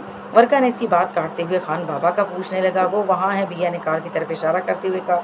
अच्छा आप चलें मेरे साथ। वर्का इसे ज़बरदस्ती कार तक लेकर आया, लेकिन बिया वर्का के साथ जाते जाते भी साथ खड़े अफसर को खुदा हाफिज़ कहना ना भूली थी। वर्का ने इसे कार में बिठाया और खुद विंडो से खान बाबा को मुखातिब किया। खान बाबा, खुदा का वास्ता है इसका ख्याल रखा करें, और अगर अब ये ऐसे कहीं भी गाड़ी रोकने को कहिए तो मत रोकिएगा। मैं क्या करूं इनका सर? खान बाबा ने सर पर हाथ मारते हुए कहा था। अरे अरे, ऐसे कैसे बोल दिया आपने? बिया ने मासूमियत से इसकी जानिब देखते हुए कहा था। आप जाएं आप लोग। वर्का ने बिया की बात को नज़रअंदाज करते हुए खान बाबा से कहा था। वर्का चाहने के लिए जैसे ही मुड़ा, बिया ने इसे आवाज़ दी। मिस्टर वर्का कोरी, देख लूँगी मैं। बिया ने आंखें दिखाते हुए कहा। वर्का वापस अपनी जगह पे आया। हाँ, तो मेरे भाई कौन थे वो मासूम हसीना? आज़ार ने आंख मारते हुए कहा। भैया, भाई आप बिना कोई हसीना नहीं है, पागल है बिल्कुल। यूनिफॉर्म पे नाम देख लिया, इसे धमकी वाले अंदाज में नाम लेकर देख लूँगी कहकर गई है। वर्का ने जिस अंदाज से कहा, रात को हंसी आने लगी थी। शक्ल अच्छी बना लेता है, मेरे सीनियर हैं, आप चले जाएं, अपना काम देखें। आज़ार वर्का को मज़ीद तंग करता है। इससे पहले वर्का ने आज़ार को चलता किया। अनाबिया चाचे कपड़े लेकर आ जाओ। ज़ोरा कुछ काम में मशरूफ़ थी। अच्छा ज़ोरा मोरे। अनाबिया कपड़े लेने चली गई थी। अनाबिया आराम से रस्सी से कपड़े उतारने में मशरूफ़ हुई, तभी किसी ने इसे पीछे से आकर पकड़ लिया। अनाबिया चीखते हुए, जी क्या कर रही हैं आप जमील भाई? अनाबिया ने रोना शुरू कर दिया था। डर से इसका वजूद काँप रहा था। अरे डर क्यों रही हो? वो फिर से करीब आने लगा। डर नहीं है, मुझसे पास ना आइए। क्यों क्यों क्यों? जब इस रेहान के साथ चिपक कर घूमती हो तो कुछ नहीं होता। हाँ, मैं पास आ रहा हूँ तो डर रही हो? जमील ने हवस भरी नज़रों से देखते हुए कहा। नाबिया हिचकियों के साथ रो रही थी और करीब आता इससे पहले जमील, कमजोर दूर हट मेरी बच्ची से। जोरा ने पीछे से पकड़ के जमील को दूर धक्का दिया और खुद किसी दीवार की तरह नाबिया के सामने खड़ी हो गई थी। मालिक का शुक्र है मैं ऊपर आ गई, वरना तू न जाने क्या करता मेरी बच्ची के साथ। जोरा फिर किसी जख्मी शेरनी की तरह धाड़ी थी। देख लूँगा तुमको भी जच्ची, और इस रूहान को भी देखता हूँ, कब तक बचाती हो इसको? जमील धमकी देता नीचे चला गया था। मेरी बच्ची ठीक हो ना? ज़ोरा ने जल्दी से नाबिया को गले लगाया। नाबिया बहुत खौफज़दा हो गई थी। वो उनके सीने से लिपट कर रोने लगी थी। ज़ोरा उसे नीचे लेकर आई। डर की वजह से नाबिया को बुखार हो गया था। ज़ोरा मोरे, उन्होंने मुझे जब छुआ तो बहुत बहुत बुरा लगा, और वो रूहान मेरे बारे में गलत बोल रहे थे। नाबिया हिचकियाँ लेकर रोते हुए सब बता रही थी। मेरी जान मोरे, कुर्बान तुम पर मत रो मेरी जान, इस जलील को रूहान छोड़ेगा नहीं। इसकी हालत पे ज़ोरा का दिल कट कर रह गया था। मोरे, आप रूहान को मत बोलना, आपको पता है ना वो लड़ने लगेंगे और फिर आगा जान मुझे नहीं छोड़ेंगे। आगा जान के डर की वजह से वो इनकार कर रही थी, लेकिन नाबिया, नहीं मोरे, बोलना इनको। अच्छा, लेकिन तुम सो जाओ, ठीक है, मैं यहीं बैठी हूँ। ज़ोरा ने इसे चादर उड़ाते हुए कहा। आप पास रहे नहीं जाएंगी ना? नाबिया ने ज़ोरा का हाथ थाम कर कहा। मैं यहीं हूँ मेरी जान। ज़ोरा ने इसके बालों पे हाथ फेरते हुए कहा और इसके पास ही बैठ गई थी। हफ्सा अंशरा से इसे बताते हफ्सा अंशरा इसे बताए करती अपनी क्लास की जानिब जा इससे बातें करती अपनी क्लास की जानिब जा रही थी। तभी यूनिवर्सिटी के कुछ लड़कियों ने इनका रास्ता रोका। क्या है? अंशरा ने इनकी हरकत पे गुस्से से कहा। इससे है जो भी है। इनमें से एक ने हफ्सा की तरफ इशारा करते हुए कहा, दफ़ा हो मेरे रास्ते से। हफ्सा ने कहा, क्यों? रास्ते में रुक कर इस वर्का से बात कर सकती हो। वर्का के नाम पे हफ्सा को झटका लगा था। क्या बकवास है, हटो यहाँ से। क्यों? वर्का के नाम पे हैरान क्यों होगी? और सुना है किसी लड़के से बात नहीं करती वर्का के अलावा। हाँ, करती है वर्का से बात, क्योंकि वो तेरी तरह ठरकी और कमीना नहीं है। तभी वर्का की आवाज़ आई। लड़कों ने पलट कर देखा तो वर्का इनके ही पीछे खड़ा था। वो लड़का और कुछ बोलता इससे पहले इसके साथ मौजूद लड़के ने इसके कान में कहा, अबे इसका बड़ा भाई पुलिस में है, चलो वरना हमारी दुर्गत बनवा देगा। इस लड़के की बात सुनकर तीनों ने चुप से चले जाने में ही अफियत जानी। मैं माजरत चाहता हूँ, मेरी वजह से, शर्मिंदगी की वजह से। वर्का ने गर्दन झुका ली थी। नहीं, कोई बात नहीं, लेकिन मुझे डर है, ये बात तो किसी और को ना बता दे। आप फिक्र ना करें, मैं संभाल लूँगा, बस आप नाराज़ ना हो, ठीक है? अफसर के आखिरी के कहे लफ्ज़ों पे मुस्कुरा दी थी। अच्छा, मैं चलता हूँ, मतलब यहाँ भी आग बराबर लगी हुई है। अंशरा ने अफसर को छेड़ते हुए कहा। अफसर कहती भी तो क्या अंशरा सही थी। रूहान ऑफिस से वापस आया तो सीधा नाबिया के रूम में गया तो जोरा को पास ही बैठा देखा। मोरे, रूहान के हाथ में कुछ बैग्स थे। अरे मेरा बच्चा आ गया। जोरा उठकर रूहान के पास आ गई थी। मोरे, ये बेवक्त क्यों सो रही है? रूहान ने सोती हुई नाबिया को देखते हुए कहा। वो बस कुछ तबीयत ठीक नहीं है इसकी। नाबिया की वजह जोरा को झूठ बोलना पड़ा। क्या हो गया? डॉक्टर के पास के चलते हैं ना? रूहान परेशान हो गया था। परेशान मत हो, मेरे बच्चे ठीक हैं वो। जोरा ने रूहान को समझाया। अच्छा, आप कह रही हैं तो ठीक है, मैं कुछ सामान लेकर आया था। अच्छा रूहान, एक बात कहनी है तुमसे। हाँ मोरे, पूछें। रूहान ने सोफे पर बैठते हुए कहा था। बेटा, इसको मेरी वसीयत समझना। मोरे, ऐसा क्यों कह रही हैं आप? बेटा, जाना तो सबको ही है, लेकिन मैं चाहती हूँ अगर मैं ना रहूँ तो तुम मनाबिया को इस हवेली में नहीं रखना, इसे यहाँ से दूर ले जाना, इतना दूर कि इस घर के लोगों का साया भी मेरी बच्ची तक ना आए। मोरे, क्या बात है, परेशान लग रही हैं? रूहान उठकर जोरा के पास आया और इनके हाथ पे हाथ रखते हुए कहा, नहीं मेरी जान, बस इसी में मैंने बड़ी अजियत बर्दाश्त की है अपने खान के जाने के बाद। और एक बात, जिस तरह तुम्हें आज इसकी फ़िक्र होती है ना, मेरे जाने के बाद भी ऐसी ही फ़िक्र बिल्कुल मोरे, ये बताने वाली बात नहीं है, मुझे यही उम्मीद थी। चलो जाओ, शाबाश, अपने कमरे में खाना लाती हूँ। वर्का, मैंने दिल से सारे डर और खौफ को तुम्हारी मोहब्बत की वजह से निकाल फेंका है। तुम मुझे छोड़ तो नहीं दोगे ना? हालत और वक्त की वजह से हफ्सा वर्का के साथ बैठी हुई थी। हफ्सा, मैंने तुम्हें मोहब्बत की है, मगर फ़िक्र नहीं करो, बीच राह में नहीं छोड़ूंगा। लेकिन अगर मेरे घर वाले आगा जान ना माने तो? हफ्सा के दिल में डर था। तुम्हारा भाई और अम्मी जान जाएंगे ना बस, अगर आगा जान नहीं माने तो तुम्हें इसकी इजाज़त से भगा कर ले जाऊंगा। मुझे आगा जान के अलावा किसी का डर नहीं है अफसा, मेरी प्यारी अफसा। मैं कल खुद तुम्हारे भाई से बात करूंगा, फिक्र नहीं करो। वर्का उसे हर तरह से हौसला देने की कोशिश कर रहा था। अच्छा, कल हॉस्टल वाले पार्क में मिलेंगे, यूनिवर्सिटी तो बंद होगी, वर्का ने कहा था। ठीक है। दोनों अपनी बातों में मसरूफ़ थे, लेकिन दूर से दो आंखें अफसा को देख रही थी। अच्छा, तो आगा की नाक के नीचे ये हो रहा है, बहुत गरूर है ना। आगा को अब देखता हूँ, जब बरादरी में नाक कटेगी तो कैसा लगेगा। दिल की जान और हसरत ज़ुबान पे थी। आगा जान बैठे बातों में मसरूफ़ थे अपने बेटे के साथ, तभी दरवाजे से हमीद खान अंदर आते दिखाई दिए। क्या बात है, कैसे आना हुआ? आगा जी, बहुत ज़रूरी काम से आना हुआ। हमीद खान ने तेवर चढ़ाते हुए कहा। क्या बात है ऐसी? बैठो, सुकून से बताओ। आप तो बहुत इज़्ज़तदार बनते हैं ना। हमीद खान, तमीज़ से बात करो, मेरे बाप से नवाब साहब आग बबूला हो गए थे। रुको नवाब, सुने दो। आगा जान ने नवाब को रोकते हुए कहा। जी, तो मैं कह रहा था, आपके घर की इज़्ज़त कराची में आपकी इज़्ज़त का जनाजा निकाल रही है। क्या कह रही हो तुम? इतनी हिम्मत किस में है? आगा जान गुस्से में खड़े हो गए थे। मेरा बेटा भी वहीं पढ़ता है जहाँ आपकी पोती पढ़ती है, इसने अपनी आंखों से देखा है। ये क्या कह रहे हो? मतलब हफ्सा वहाँ ये कर रही है। तभी तभी आगा जान में इसके खिलाफ था, लेकिन रूहान की मोहब्बत आपने नहीं सुनी। मेरी नवाब साहब फट पड़े थे। बस करो नवाब, मैं ज़िंदा हूँ, अभी क्या करेंगे अब आप? हमीद, ये बात किसी को पता ना चले, आगा जान ने उंगली दिखाते हुए कहा था। वो तो ठीक है, लेकिन सज़ा देनी होगी। ठीक है, मेरी बात अब सही से सुनो। आगा जान वहाँ मौजूद सभी लोगों से मुखातिब हुए थे। अहमद फ़ाइल का कहा था तुम्हें? वर्का काम में मसरूफ़ था, ये ले। तभी किसी ने फ़ाइल आगे की। अहमद, ये आवाज़ को क्या हो गया है? वर्का ने नज़र उठाकर देखा तो हैरान रह गया। सामने बिया खड़ी थी और साथ ही बराबर में अहमद। सर, आपकी कसम, उन्होंने मुझे ज़बरदस्ती फ़ाइल ले ली थी। वर्का ने अहमद की जानिब देखा तो अहमद जल्दी से बोला। मोहतरमा, आप यहाँ क्या कर रही हैं? वर्का ने खड़े होते हुए कहा। वो आज यूनिवर्सिटी से जल्दी फारिग हो गई थी तो यहाँ आ गई। मैडम, ये पुलिस स्टेशन है, कोई शॉपिंग मॉल नहीं। वर्का ने सख्त लहजे में कहा था। हाँ हाँ हाँ, मुझे तो लगता है पता ही नहीं है। तो फिर क्यों तशरीफ़ लेकर आई हैं? आपसे मिलने। बिया ने बड़े इत्मीनान से कहा है। बिया की बात पर अहमद का मुंह खुले का खुला रह गया। वर्का ने सख्त नज़रों से अहमद की जानिब देखा तो अहमद ने जल्दी से मुंह पर हाथ रख लिया। आप ज़रा मेरे साथ आएँ। वर्का उसे साथ आने का कहा, क्योंकि इर्द गिर्द काम करते पुलिस वालों की नज़रें अच्छी इसे नहीं लग रही थी। जी बोलें, आज के बाद यहाँ मत आना। वर्का ने उंगली दिखाते हुए कहा। अच्छा, नहीं आती तो कोई दूसरी जगह बता दें जहाँ मैं आपसे मिलने आ सकूँ। कहीं मिलने आने की ज़रूरत नहीं है। और मिलना क्यों है?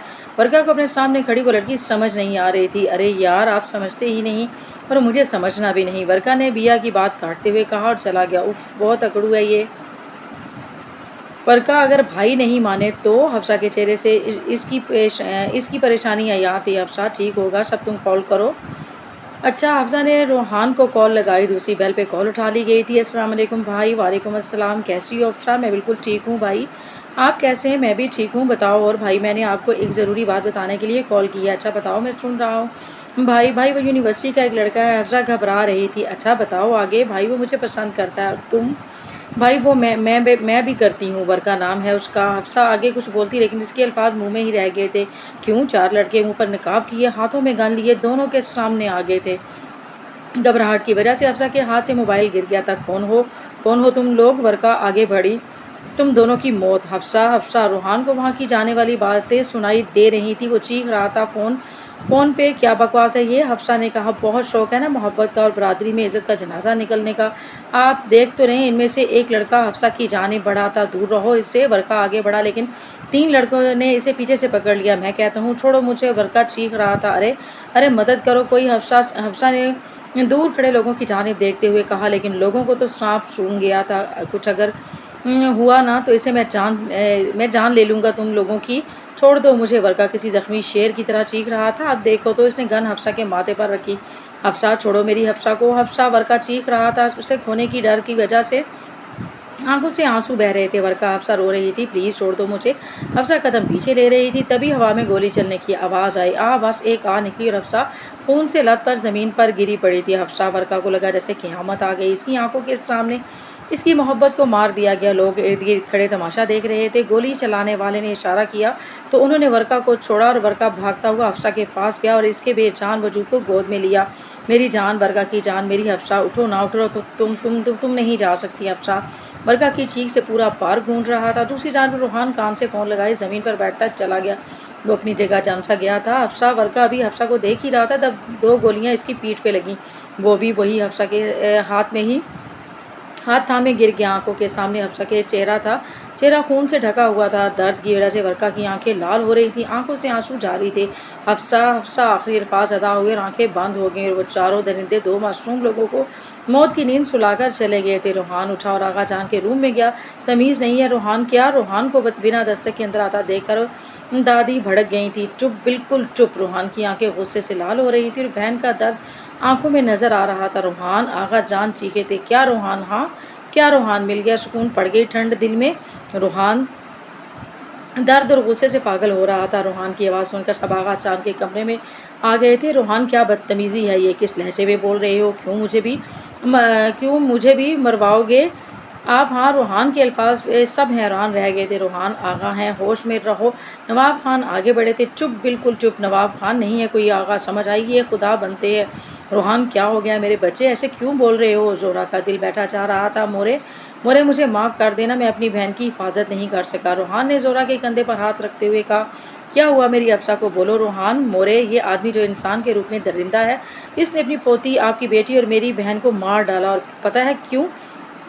सिर्फ इसलिए कि वो किसी से मोहब्बत करने लगी थी। मुझे थोड़ी देर पहले ही वो यही बता रही थी, लेकिन वो आगे कुछ बोलती इससे पहले इस आदमी के कुत्तों ने इसे मार डाला अपने इन कानों से मैं वहाँ होने वाली बातें और गोली चलने की आवाज़ सुनकर आ रहा हूँ। रूहान की बात पर आगा और नवाब खान के हवास गुम हो गए थे। क्या क्या बकवास है ये? क्यों करूँगा ये? क्यों आगा जान ज़बान साथ नहीं दे रही है ना? रूहान ने आंखों में आंखें डालकर कहा। तो जोहरा तो होश से ही गाफिल हो गई थी। मोरे, अनाबिया की आवाज़ पे रूहान मुड़ा तो जोहरा बेहोश ज़मीन पर पड़ी थी। मोरे मोरे। रूहान जोहरा को उठाने की कोशिश कर रहा था। अगर मेरी माँ को कुछ हुआ ना तो याद रखना तुम लोग जिंदा नहीं होगे। रूहान ने जहर को जोरा को गोद में उठाया और बाहर की जानिब लपका। आगा जान, उसे कैसे पता चला? नवाब खान ने कहा। मुझे क्या पता, बोला भी था कि काम आराम से करना, किसी को पता ना चले। आगा तो सर पकड़कर बैठ गए थे। प्लीज़ जाने दें। बिया फ़ोन पे आधे घंटे से लगी इल्तिजा कर रही थी। मैंने कह दिया ना नहीं जाओगी तुम, बात ख़त्म। रूहान, आप हमेशा ऐसी ही करते हैं, ख़ुद भी इतना कम आते हैं और मुझे भी यूनिवर्सिटी की तरफ से जाने भी नहीं दे रहे थे। बिया तुम्हें पता है ना मैं मना करूँगा, फिर तुम वही ज़िद कर रही हो। फिर अगर आप जाने नहीं देंगे तो मैं ख़ुद को रूम में बंद कर लूँगी और भूखी रहूँगी। बिया ने आखिरी हरबा आजमाया और फ़ोन बंद करके अपने रूम में चली गई थी। दूसरी जानिब रूहान की बिया की हरकतों से परेशान सर पकड़ के बैठ गया था। कैसे समझाता? रूहान साथ बैठे आरिफ ने रूहान के चेहरे पर मौजूदा परेशानी के आसार देखते हुए कहा। मेरी जान, मैं बचपन से संभाल रहा हूँ उसे। 12 साल का था मैं जब मेरी गोद में मोरे ने इसे दिया था, तब से ही मैं ही सब कुछ हूँ उसका। और वो क्या है तेरे लिए? आरिफ रूहान की आंखों में देखते हुए बोला। मेरे लिए? रूहान ने खोए खोए अंदाज में कहा। मेरे लिए, मेरे जीने की वजह, इसकी वजह से मैं हूँ। रूहान, तेरे दिल में इसके लिए मोहब्बत मैं महसूस करता हूँ, लेकिन तू खुद क्यों नहीं करता? आरिफ ने रूहान की आंखों से छलकती मोहब्बत को देखते हुए कहा। आरिफ, वही बात मैंने पहले भी कहा है, ऐसा कुछ नहीं है। रूहान उठा और खड़ा हो गया। अगर ऐसा नहीं है तो ये नज़रें क्यों चुरा रहे हो? अगर ऐसा कुछ नहीं है तो ये आंखों से छलकती मोहब्बत क्या है? क्यों इसकी इतनी फ़िक्र रहती है? आरिफ, ये सब इसलिए है क्योंकि बचपन से मेरे साथ रही है, इसलिए है, बस और कुछ नहीं है। रूहान अपने दिल का हाल कबूल नहीं करना चाहता था। रूहान बहुत ढीठ है। आरिफ भी ये बताएं कि क्या कहकर थक चुका था, लेकिन रूहान कबूल करने को तैयार ही नहीं था। पता है, कुछ ना बता। रूहान ने मुस्कुराते हुए कहा। जहर लग रहा है? तू हंसते हुए। लेकिन तू मुझे फिर भी अच्छा लग रहा है। चल, मिस्टर खान इंतज़ार कर रहे होंगे। बिया बीबी, पिछले 1 घंटे से फ़ोन आ रहा है बड़े साहब का। बानो काफ़ी देर से दरवाजे के बाहर खड़ी बिया से कह रही थी। बानो, अपने बड़े साहब को कह दें बीबी तभी बात करेंगी जब उसे जाने देंगे। बिया ने अंदर से ऊंची आवाज़ में कहा था। साहब, वो कह रही हैं कि जाने देंगे तभी बात करेंगी। बानो ने कॉल पे मौजूद रूहान से कहा।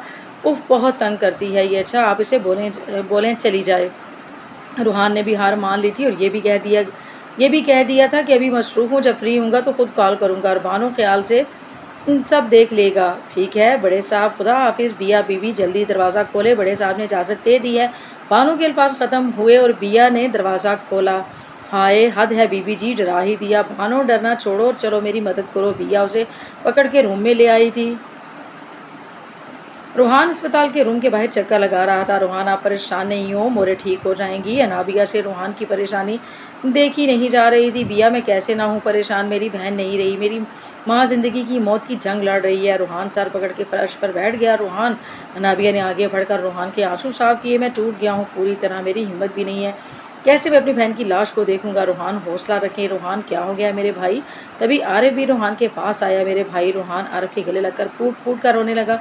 रूहान तुम हिम्मत नहीं रखेगे तो कैसे चलेगा। आरिफ रूहान को संभालने की कोशिश कर रहा था। रूहान हफ्सा आरिफ आगे कुछ कह ना सका। आरिफ मुझ में हिम्मत नहीं है, मैं तो अपनी बहन को जिंदा जीता जागता छोड़कर आया था। लेकिन आगा जान ने क्या किया। रूहान फिर मैं चला जाऊंगा।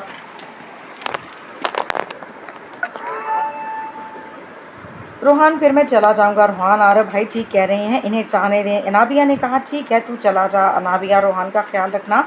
आरिफ ने नाबिया से कहा और जल्द ही निकल गया कराची के लिए। वर्का मेरे भाई जब लोगों ने पुलिस को कॉल की तो इत्तेफाक से आज़ाद ड्यूटी पे था। वो अपने छोटे भाई को ऐसे देखकर हैरान रह गया। सर ये लड़की भी है लेकिन ज़िंदा नहीं है, जल्दी अस्पताल चलो जल्दी।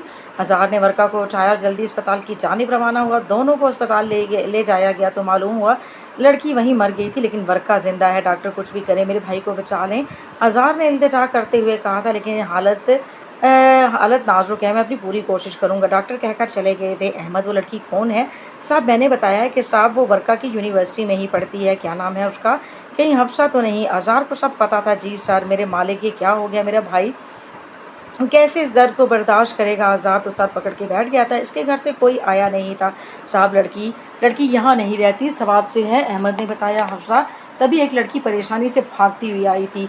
कौन है आप, आज़ाद ने पूछा। मैं हफ्सा की दोस्त हूँ। कहाँ है हफ्सा, बोले कहाँ है, चुप क्यों है। मैडम आपकी दोस्त नहीं रही, अहमद ने कहा। क्या मेरे मालिक हफ्सा, उसे जिस चीज़ का डर था वही हुआ, मार दिया उन्होंने उसे। अनशरा जान से अजीज़ दोस्त को खोने के दर्द में रो रही थी। किसका डर था, क्या किसने किया, आज़ाद ने पूछा। इसके आगा जान का काम है ये वर्का से मोहब्बत करती थी लेकिन यकीनन इन्हें पता चल गया होगा। अहमद तो यहीं रहोगे ना, इस लड़की के घर से कोई भी आता है तो मुझे बताओगे। ठीक है सर। नवाब वो लोग निकल गए थे। आगा जान ने आयशा से नवाब खान से कहा। जी आगा जान, जैसी काम ख़त्म हुआ और वो लोग फ़ौरन निकल गए थे। अब तक तो हो सकता है पहुंच भी चुके हों। दोनों अस्पताल में ही थे लेकिन वर्का से थोड़ा फासले पे थे। क्या हो गया नाबिया, अगर मोरे को कुछ हो गया तो मैं क्या करूँगा, मेरा तो कोई भी नहीं रहेगा। वर्का किसी छोटे बच्चे की तरह नाबिया से कह रहा था। सब ठीक होगा, मोरे को कुछ नहीं होगा, मैं हूँ ना आपके साथ, फिक्र नहीं करें। नाबिया हर तरह से रूहान को संभालने की कोशिश कर रही थी। हाँ तुम हो, रूहान ने नाबिया का हाथ थामते हुए कहा। कुछ ही देर बाद डॉक्टर बाहर आए। रूहान भागते हुए इनके पास गया। डॉक्टर मेरी मोरे ठीक तो है ना, हौसला रखें, इंसान का आना और जाना इसके बस में है, आपकी वालदा नहीं रही। डॉक्टर के अल्फाज सुनते ही रूहान को झटका लगा था। रूहान आप। नाबिया आगे बढ़ी। बिया मैं ठीक हूँ, हॉल में ठीक। हाँ मैं ठीक हूँ, रूहान कहता हुआ पीछे कदम लेने लगा। मैं ठीक हूँ हाँ, रूहान कहता हुआ वहाँ से चला गया। रूहान बिया ने इसके पीछे जाना चाहा लेकिन आगा जान ने रोक दिया। रहने दो कुछ पल तनहा नवाब चलो, बाकी काम हमने ही देखना है। आगा जान और नवाब साहब चले गए थे। मोरे आप भी चली गई, मैं क्या करूँगी अब, रूहान को कौन संभालेगा। बिया बेंच पर बैठी खामोशी से आंसू बहा रही थी। इसकी माँ इसके एक बार फिर छोड़ गई थी। रूहान बाहर बिल्कुल फ़िज़ा की तरह खामोश बैठा था। अंदर एक तूफ़ान था, आंखों से आंसू बह रहे थे। इसने अपने हाथों से बालों को जकड़ा हुआ था। क्या हो गया है, पल भर में मेरी दुनिया उलट गई है। मेरी मोरे मेरी बहन दोनों चली गई हैं। वही तो ख़ानदान थे मेरा, मैं छोड़ूंगा नहीं। आगा और नवाब खान तुम दोनों को मेरे प्यारों के कातिल हो तुम लोग। रूहान ने सोच लिया था कि इसके अब क्या करना है। आरिफ हफ्सा की बॉडी लिए अस्पताल पहुंचा। आप कौन लगते हैं इनके, आज़ाद ने पूछा। मैं इसके भाई का दोस्त हूँ, अपने घर वाले लेने क्यों नहीं आए। हफ्सा की वालदा ने जब हफ्सा की डेथ का सुना तो वो बर्दाश्त नहीं कर सकी। आज़ाद को भी दुख हुआ। सर इनके साथ एक लड़का भी था, इसका क्या हुआ। रूहान ने आरिफ को बताया था। वो मेरा भाई है, हफ्सा और बरखा दोनों को पसंद करते थे एक दूसरे को। और भी मेरा भाई अंदर ज़िंदगी और मौत की जंग लड़ रहा है, अल्लाह उसे सेहत और ज़िंदगी दे। मिस्टर आरिफ अभी आप इनकी डेड बॉडी ले जाएं, लेकिन याद रहे जिसकी वजह से मेरा भाई इस हाल में है मैं इसे छोड़ूंगा नहीं। अज़ार ने दांतों को पीसते हुए कहा था। फिक्र नहीं करें, हम भी साथ हैं आपके। रूहान भी किसी को बख्शने वाला नहीं था। अच्छी बात है फिर।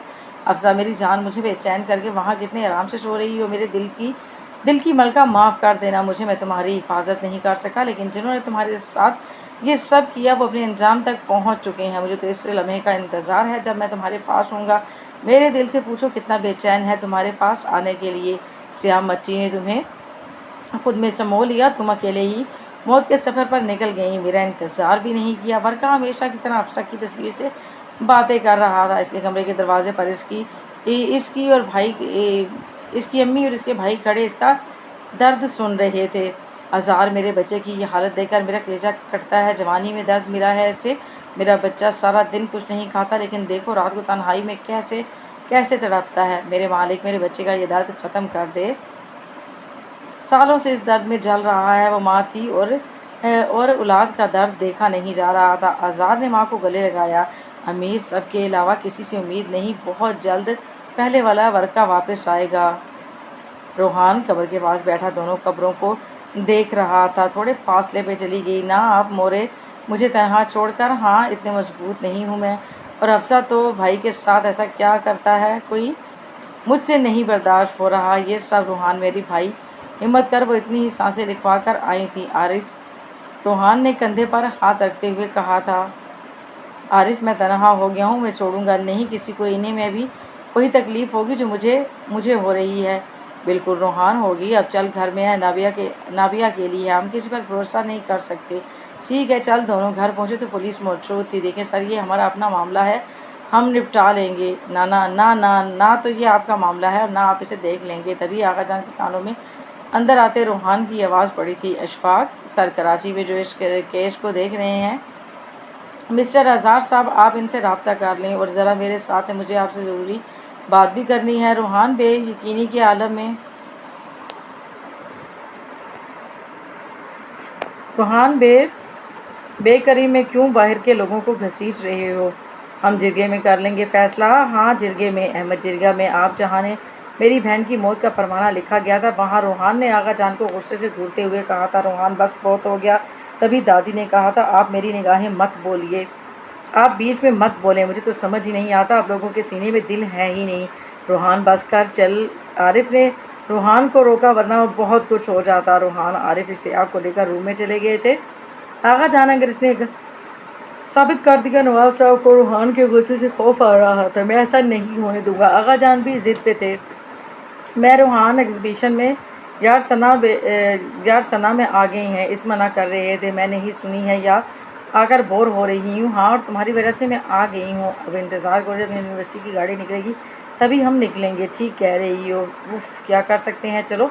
दोनों इधर उधर घूमने लगी थी। यूनिवर्सिटी वापसी का वक्त हो गया था और वापसी का सुनकर इसे तो जैसे इसकी जान में जान आई थी। दोनों भागी भागी क्राउन में बैठ गई थी। अभी गाड़ी को चलते हुए थोड़ी देर गुजरी थी कि गाड़ी का टायर पंचर हो गया। सामने स्टूडेंट्स गाड़ी से उतरे थे। रोड काफ़ी सुनसान था और दिन में सारी लड़कियां ही थीं। सर अब क्या होगा? बिया ने टीचर से पूछा था। पता नहीं, यहाँ तो कोई भी शॉप भी है। शॉप होना भी मुश्किल है। प्रोफेसर खुद भी परेशान थे, सभी परेशान थे। शाम ढल रही थी। रूहान शांत था और नेटवर्क को भी नहीं आ रहे थे। कुछ देर बाद एक पुलिस की गाड़ी आती दिखाई दी। उन्होंने वैन और स्टूडेंट्स को देखकर गाड़ी रोकी। अंदर बैठा अफसरदा सा बाहर आया। क्या हुआ है, ठीक है? इसने प्रोफेसर से पूछा। अरे बरका, तुम प्रोफेसर से इसे देखते ही पहचान गए थे। अरे सर आप, सॉरी सर, मैंने तो तवज्जो नहीं दी। अरे नहीं, कोई बात नहीं। कैसे हो? प्रोफेसर बरका से हाल अहवाल पूछने लगे। तभी वैन से उतरी जो अपना कुछ सामान लेने गई थी। बरका को देखकर हैरान रह गई थी। अरे आप भी आने आना, आओ देखा ना ताओ देखा। सीधा बरका के पास गई। ये क्या है आगे? बरका ने दिल ही दिल में कहा। अब आपको कैसे पता चल जाता है कि मुसीबत है? बिया ने अपने अंदाज में कहा था। मैडम ब्लूटूथ सिस्टम है। तभी अहमद ने बीच में टांग अड़ाई थी। तुम जानती हो वर्का को? अरे सर, क्या आप भी जानते हैं इनको? मेरा बहुत अच्छा स्टूडेंट रह चुका है। वाह, ये अच्छा हो गया। अहमद, तुम गाड़ी में देखो, मसला है। और अज़हर, मिस बिया आप मेरे साथ आए। प्रोफेसर से इजाज़त लेकर वर्का को लेकर थोड़ी आगे गया। और थोड़ा, तुम्हारा मुंह बंद नहीं होता? वर्का ने सख्ती से कहा था। अरे मेरे मुंह से क्या मसला है मैडम? ये है कि कभी भी कहीं भी खुल जाता है। मतलब? उफ लड़की, देखो मेरी बात गौर से सुने। मुझसे फ्री होना ही ना समझिए। आपसे फ्री हो कहाँ हो रहे हैं? आपसे फ्री कहाँ हो रही हूँ, आपको तो आप तो अच्छे लगते हैं। बिया की बात पर वर्षा का मुँह खुले का खुला रह गया। देखो अब मेरी बस हो गई है, वर्षा को अब गुस्सा आ गया था। मेरे सामने मत आना, अब समझी, वर्षा ने गुस्से में कहा और चला गया। बिया छोटा-सा दिल टूट गया था वर्षा की सख्ती पे। वैन ठीक हो गई थी, ये बिया मुँह लटक गया था और वो वैन की विंडो सीट पे बैठी बाहर खड़े वर्षा को देख रही थी। सर लगता है ज़्यादा सख्ती कर दी आपने। अहमद ने बिया का लटका मुँह देख कर कहा, अहमद ये ज़रूरी थी सख्ती, क्योंकि मैं नहीं चाहता जिस दर्द से मैं गुज़र रहा हूँ कोई और गुज़रे। इसके दिल में मेरे लिए जज़्बात और बढ़े, इससे पहले इन्हें रोकना ज़रूरी था। वो तो ठीक है, लेकिन बेचारी का दिल टूट गया। अहमद दिल टूटने की बात तो टूटना अच्छा है, बाद में टूटने से पहले अभी टूटना अच्छा है। अब चलो शाम होने वाली है। वर्षा जब से होश में आया था बिल्कुल खामोश था। उसे होश में आए 2 दिन गुजर गए थे, लेकिन इसने एक लफ्ज़ भी नहीं कहा था। अज़ार मेरा बच्चा कुछ बोल नहीं रहा है, बस खामोशी से रोता रहता है। जिंदा होके भी वो जिंदा नहीं लग रहा। अज़ार 2 दिन से सवात में था, केस की वजह से। अम्मी परेशान मत हो, मैं आ गया हूँ, देखता हूँ उसे। अज़ार ने अपनी अम्मी को बाहर बिठाया और खुद रूम में गया। कैसे हो भाई, अज़ार ने वर्षा को गले लगाते हुए कहा, लेकिन वर्षा ने कोई जवाब नहीं दिया। वो बस खिड़की से बाहर देख रहा था। अज़ार को लग ही नहीं रहा था कि ये वही वर्षा है। आंखें सूजी हुई, आंखों के गिर्द स्याह हल्के। वर्षा मैं तुमसे बात कर रहा हूँ, बोलो, अज़ार ने फिर कहा, लेकिन वर्षा फिर भी खामोश रहा। वर्षा मैं तुझसे बात कर रहा हूँ, बोलता क्यों नहीं है? हाँ इसलिए बचाया था डॉक्टर ने कि तू ऐसे चुप रहे। अज़ार ने वर्षा को कंधे से पकड़ के झंझोड़ते हुए कहा था, क्यों बचाया? नहीं बचाते। वर्षा ने रोते हुए धीमी आवाज़ में कहा था, वर्षा मेरी जान। वर्षा की बात पे अज़ार का दिल तड़प उठा था। इसने फौरन वर्षा को गले लगा लिया। भाई मैंने आखिरी दफ़ा आंखें बंद होने से पहले देखा था भाई, इसके यहाँ यहाँ यहाँ गोली लगी थी। वर्षा ने माथे पे उंगली रखते हुए कहा, और पता है इसकी आंखें खुली हुई थी भाई, क्या कुछ नहीं था इसकी आंखों में भाई। मेरी इन आंखों के सामने इन लोगों ने से मार दिया भाई मैं बचा भी नहीं सका। क्या कसूर था? बस ये कि मोहब्बत कर ली। वर्षा का चेहरा आंसुओं से तर था। वर्षा मेरी जान, बस मैं वादा करता हूँ कि जिन लोगों ने तुम लोगों के साथ ये सब किया, मैं इनको नहीं छोड़ूंगा भाई। लेकिन क्या मेरी हफ्सा वापस आएगी? नहीं ना, वो तो इतनी दूर चली गई है, मैं चाह कर भी वापस नहीं ला सकता। वर्षा हिचकियों के साथ रो रहा था। मैं जानता हूँ वो वापस नहीं आएगी, लेकिन मैं छोड़ूंगा नहीं इन बदजातों को। तुम अब आराम करो। अज़ार वर्षा को लिटाकर बाहर चला गया था। वो बाहर आया तो उसकी वालदा इसके इंतज़ार में खड़ी थी। क्या हुआ अज़ार? वर्षा ने कुछ कहा? अम्मी इसने कहा है कि मेरा दिल चीर दिया है। अम्मी बहुत तकलीफ़ में है। वो अज़ार सर पकड़ के बैठ गया था। बेटा मेरे बच्चे का ये हाल करने वालों को मत छोड़ना। अम्मी इस लड़की का भाई भी वही चाहता है जो हम चाहते हैं, फ़िक्र नहीं करें आप। रोहान और अज़ार की दिन रात की मेहनत से वो लोग केस जीत गए थे। आगा जान और नवाब साहब को उम्र कैद हो गई थी। बहुत शुक्रिया आपका। रोहान ने अज़ार का शुक्रिया अदा किया। इसमें शुक्रिया की कोई बात नहीं है रोहान, ये मेरे भाई के लिए भी इंसाफ था। लेकिन किसी भी समाज में वर्षा क्यों नहीं आया था? वर्षा उसे हफ्सा के जाने के बाद खुद को एक हॉल में बंद कर लिया है, ना किसी से मिलता है ना बात करता है। बस सारा दिन रूम में अपने खामोश बैठा रहता है। रातों को सोता नहीं है, बस इसकी आंखों में हर वक्त वही मंजर घूमता रहता है। प्लीज़ बैकग्राउंड की आवाज़ों को इग्नोर कीजिएगा कि बारिश बहुत शदीद हो रही है और बारिश की वजह से बहुत जो है ना आवाज़ आ रही होगी, इसमें डिस्टर्बेंस होगी आपको। लेकिन अब क्या करें, हमने भी रिकॉर्डिंग करनी है, तो प्लीज़ इग्नोर कीजिएगा। बस इसकी आंखों में हर वक्त वही मंजर घूमता रहता है। मुझे इस बात की खुशी है कि मेरी बहन को इतना प्यार करने वाला शख्स मिला था, लेकिन बदकिस्मती से बस साथ नहीं मिला। मैं दुआ करूंगा कि वर्षा ज़िंदगी की जानेब वापस लौट आए। बहुत शुक्रिया। दोनों कोर्ट के बाहर खड़े बातें कर रहे थे। चलें अब वापसी का वक्त है। इंशाल्लाह ज़िंदगी रही तो फिर मिलते हैं। दोनों एक दूसरे को खुदा हाफिज़ कहकर अपने अपने रास्ते चल दिए। रोहान ड्राइव कर रहा था, आंखों से आंसू गिर रहे थे। मोरे हफ्सा आपको लोगों का इंसाफ मिल गया। मैंने कहा था ना, मैं छोड़ूंगा नहीं जिन लोगों ने आपके साथ ये सब किया। मालिक तेरा बहुत शुक्र है। रोहान खुश था कि वो अपना वादा पूरा करने में कामयाब हो गया था। इसने ये भी सोच लिया था कि जोहरा ने जिस तरह कहा था वो वही करेगा। वो मज़ीद अनाबिया के साथ यहाँ नहीं रह सकता था। रोहान जैसे ही घर में दाखिल हुआ तो देखा जमील चच्ची और दादी ये नाबिया के कमरे के बाहर खड़े ज़ोर ज़ोर से दरवाज़ा पीट रहे थे। बाहर आ जा तू मनहूस, मैं देखता हूँ इस रूहान को। अब जमील साथ गंदी गालियाँ भी दे रहा था। जमील दफ़ा हो जाए यहाँ से। रूहान भागते हुए आया और जमील को ज़ोर से धक्का दिया। हाँ आ गया अपनी महबूबा को बचाने। जमील अपने हवास में नहीं था। नवाब साहब रागा जान का बदला लेने की धुन में पागल हो गया था। बकवास मत करो जमील और दफ़ा हो जाओ यहाँ से। और आप लोगों को शर्म आनी चाहिए कि औरत होकर आप लोग इसकी बकवास सुन रहे हैं। अनाबिया के बारे में नहीं है शर्म, बस तुझे बहुत आ गई है अपने दादा चचा को जेल भेजते हुए दादी ने चीखते हुए कहा था, इनको अपने की सज़ा मिली है और कुछ नहीं, अब यहाँ से चले जाएं। नहीं जाऊँगा मैं यहाँ से, नाबिया को बाहर आने दो। जमील अभी भी सदमे में था, वो अभी भी ज़िद पे था, वो नहीं आएगी और मैं इसे आने भी नहीं दूंगा। रूहान किसी दीवार की तरह दरवाजे के आगे खड़ा था। क्यों, तुझे क्यों इतना मसला है? हाँ, मेरी भी गज़न है, तुझे क्यों इतनी फिक्र रहती है? कहीं रातों को तेरी बाहों में तो नहीं होती है? जमील ने सरहदें सरी हद पार कर दी थी। जमील, रूहान चीखा और किसी के एक थप्पड़ ने जमील के मुंह पर लगाया। थप्पड़ इतना शदीद था कि जमील ज़मीन पर गिरा था। रूहान बैठा जमील को और कॉलर पकड़कर करीब किया और हल्की आवाज़ में गुस्से से भरे हुए लहजे में कहा, नाबिया के बारे में अगर तेरी ज़ुबान से एक और लफ्ज़ भी निकला ना तो तेरा ये दिन आखिरी होगा।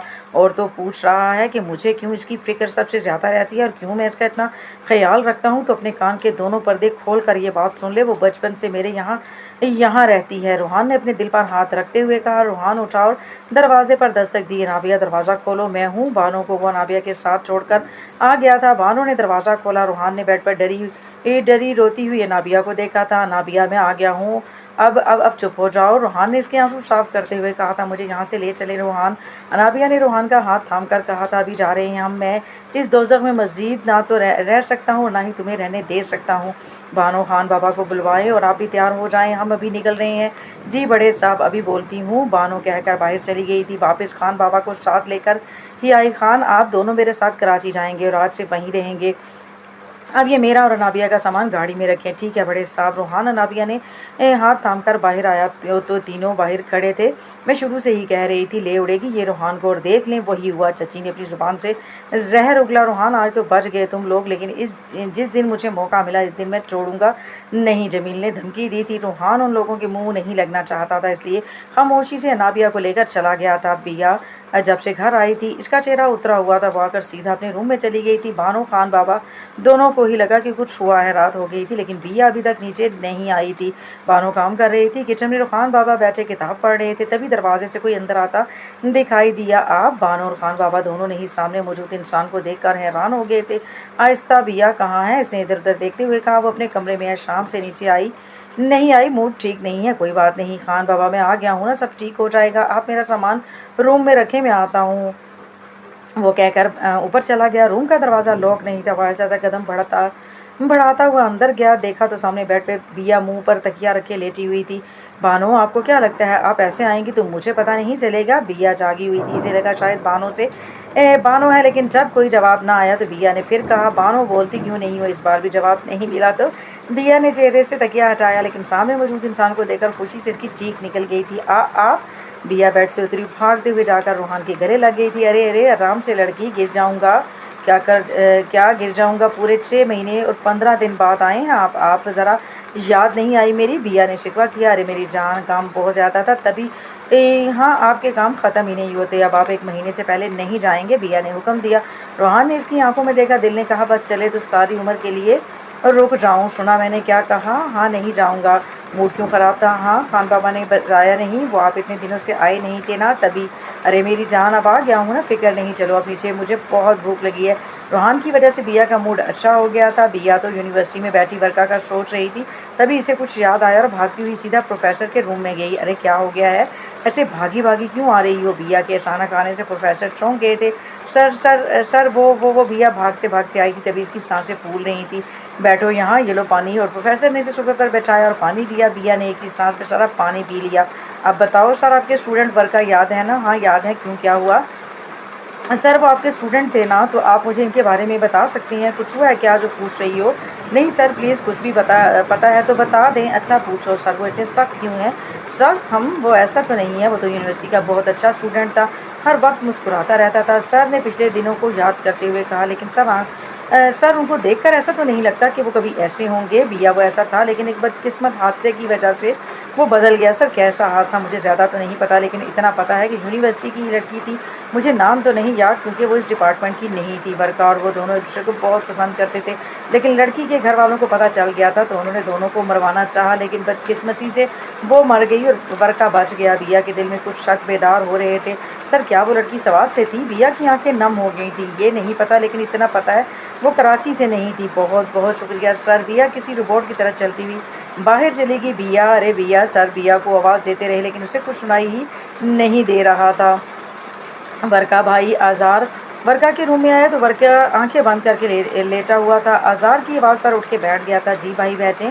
आज़ार इसके पास ही बैठ कर बैठ गया था। मैंने अपना वादा पूरा कर दिया है। तुम्हारे और अफसा के मुजरिमों को उनके किए की सज़ा मिल गई है। मुझे पूरा यकीन था। अब वर्का ने हल्की सी मुस्कान के साथ कहा। वर्का महीने गुजर गए थे, कब तक ऐसे ही रहेगा? अम्मी बहुत परेशान है, तू जानता है ना इनका तेरे मेरे सिवा कोई नहीं है। ज़िंदगी एक बार मिलती है और ये ऊपर वाले की अमानत है हमारे पास। भाई मुझे सब पता है, मैं बहुत कोशिश करता हूँ मगर जहन से निकलता ही नहीं है। वो सब वर्का ऐसे कमरे में पड़े पड़े कुछ नहीं होता, उठ बाहर निकल, पढ़ाई ख़त्म हो गई है, कोई जॉब कर। भाई मैं भी यही सोच रहा था। भाई क्या मैं आपके साथ पुलिस ज्वाइन कर लूँ? वर्का ने नज़रें झुकाते हुए कहा था। अरे इससे अच्छा क्या होगा, मुझे तो बहुत खुशी होगी। वर्का की बात से आज़ार खुश हो गया था। ठीक है भाई, फिर मैं जल्दी जितनी जल्दी हो सकता है कर लूँगा ज्वाइन। ये मेरा भाई अब चल अम्मी अम्मी के पास बार बार पूछती रहती है। बिया यूनिवर्सिटी से निकल कर सीधा वर्का के पास गई थी। वर्का उसे थाने में देखकर परेशान हो गया था। फिर आ गई, ये मैंने मना किया था ना, क्यों आ गई यहाँ? वर्का उठ के इसके पास गया। मुझे आपसे बहुत ज़रूरी बात करनी है। बिया की आंखों में मौजूद नमी वर्का ने महसूस की थी। बाहर आ जाओ। वो इसे लेकर बाहर आया। बोलो आप अफसा को जानते हैं ना? बिया के सवाल पर वर्का हैरान रह गया था। बोले। वर्का को खामोश देखकर बिया ने कहा, आप इनसे मोहब्बत करते थे ना? तुम्हें कैसे पता चला ये सब? मेरे सवाल का जवाब दें। मेरी ज़िंदगी के सबसे दर्द भरे सफ़ों के बारे में कैसे पता चला? बोलो। वर्का ने बिया को नाजुक बाजुओं को सख्ती से जकड़े हुए पूछा था। मेरी आपी थी वो, मेरी कज़न, मेरी बहन थी वो। बिया ने रोते हुए कहा, क्या कह रही हो तुम? सच कह रही हूँ। और मुझे देखें मैंने क्या किया, आपसे मोहब्बत कर ली बिना चाहने कि आप अफसा आप ही की मोहब्बत है। बिया को अपनी मोहब्बत पर शर्मिंदगी हो रही थी। वर्का तो पहले ही बिया को खामोशी से देखता रहा, फिर आगे बढ़ा। इसके आंसू साफ किए। मेरी बात सुनो, तुम्हें मुझसे मोहब्बत नहीं, ये सिर्फ एक कशिश है। वर्का की बात पर बिया ने नज़रें उठाकर इसे देखा। मैं सच कह रहा हूँ, मुझे पता है, क्योंकि तुम जो ज़ुबान से कहती हो वो आंखों से नहीं झलकता है। क्या कह रहे हैं आप?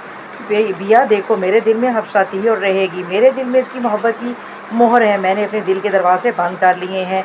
तो फिर मुझे किससे मोहब्बत है? ये मुझसे नहीं, अपने दिल से पूछो।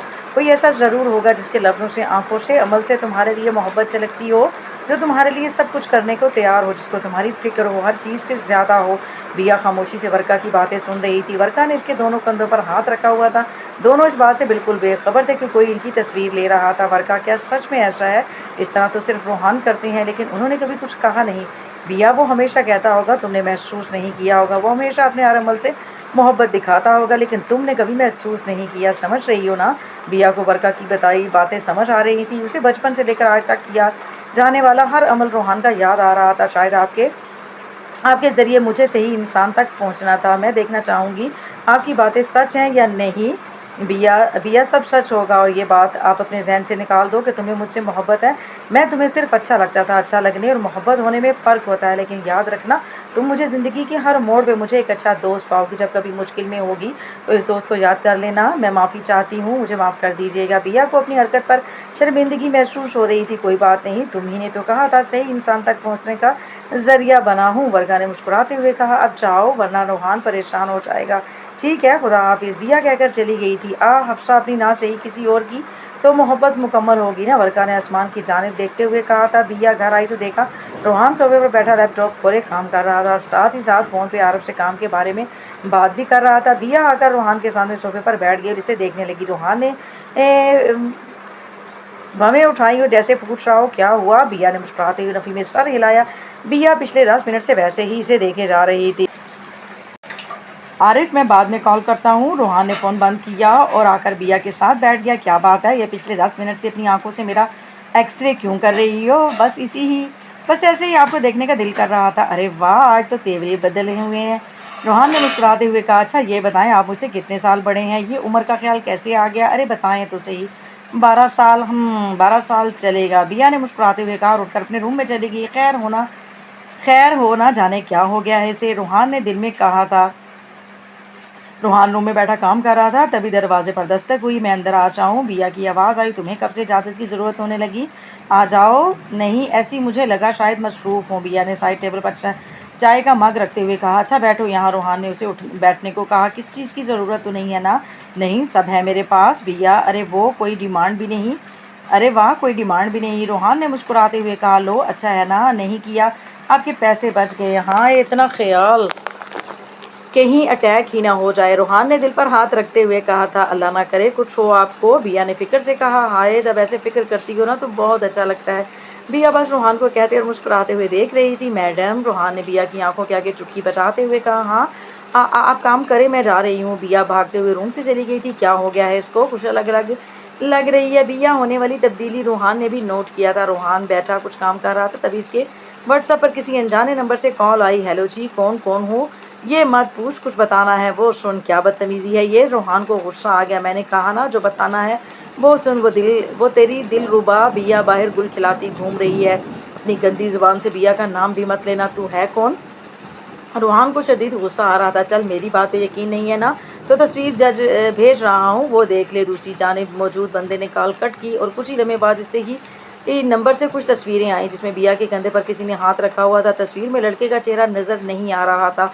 तस्वीर देखकर तो रूहान को यकीन नहीं आया। वो बिया से बचपन से मोहब्बत करता था। उसे किसी और के साथ देखकर इसकी आंखों से आंसू बहने लगे थे। कैसे हो सकता है, नामुमकिन है ये। रूहान को यकीन नहीं आ रहा था। बड़े साहब, वो सामान का क्या करना है। तभी खान बाबा अंदर आए। रूहान की नम आंखें देखकर इनकी बात अधूरी रह गई। क्या हो गया बड़े साहब। वो जल्दी से रूहान के पास आए। कुछ नहीं खान बाबा, कुछ हुआ है क्या, बताएं। नहीं आप बताएं क्या बात है। रूहान ने बात बदल दी थी। बड़े साहब, वो बेसमेंट में रखे सामान का क्या करना है, आपको जो समझ आए वो करे। रूहान कहकर रूम में चला गया था। बिया अपने रूम में लेटी रूहान के बारे में सोच रही थी। रूहान के लिए इसके जज्बात बदल रहे थे। वो महसूस कर रही थी। वो ख्यालों में डूबी हुई थी। दरवाजे पर दस्तक हुई। कौन। बिया ने अंदर से ही ऊंची आवाज़ में कहा था, मैं हूँ बिया बीबी।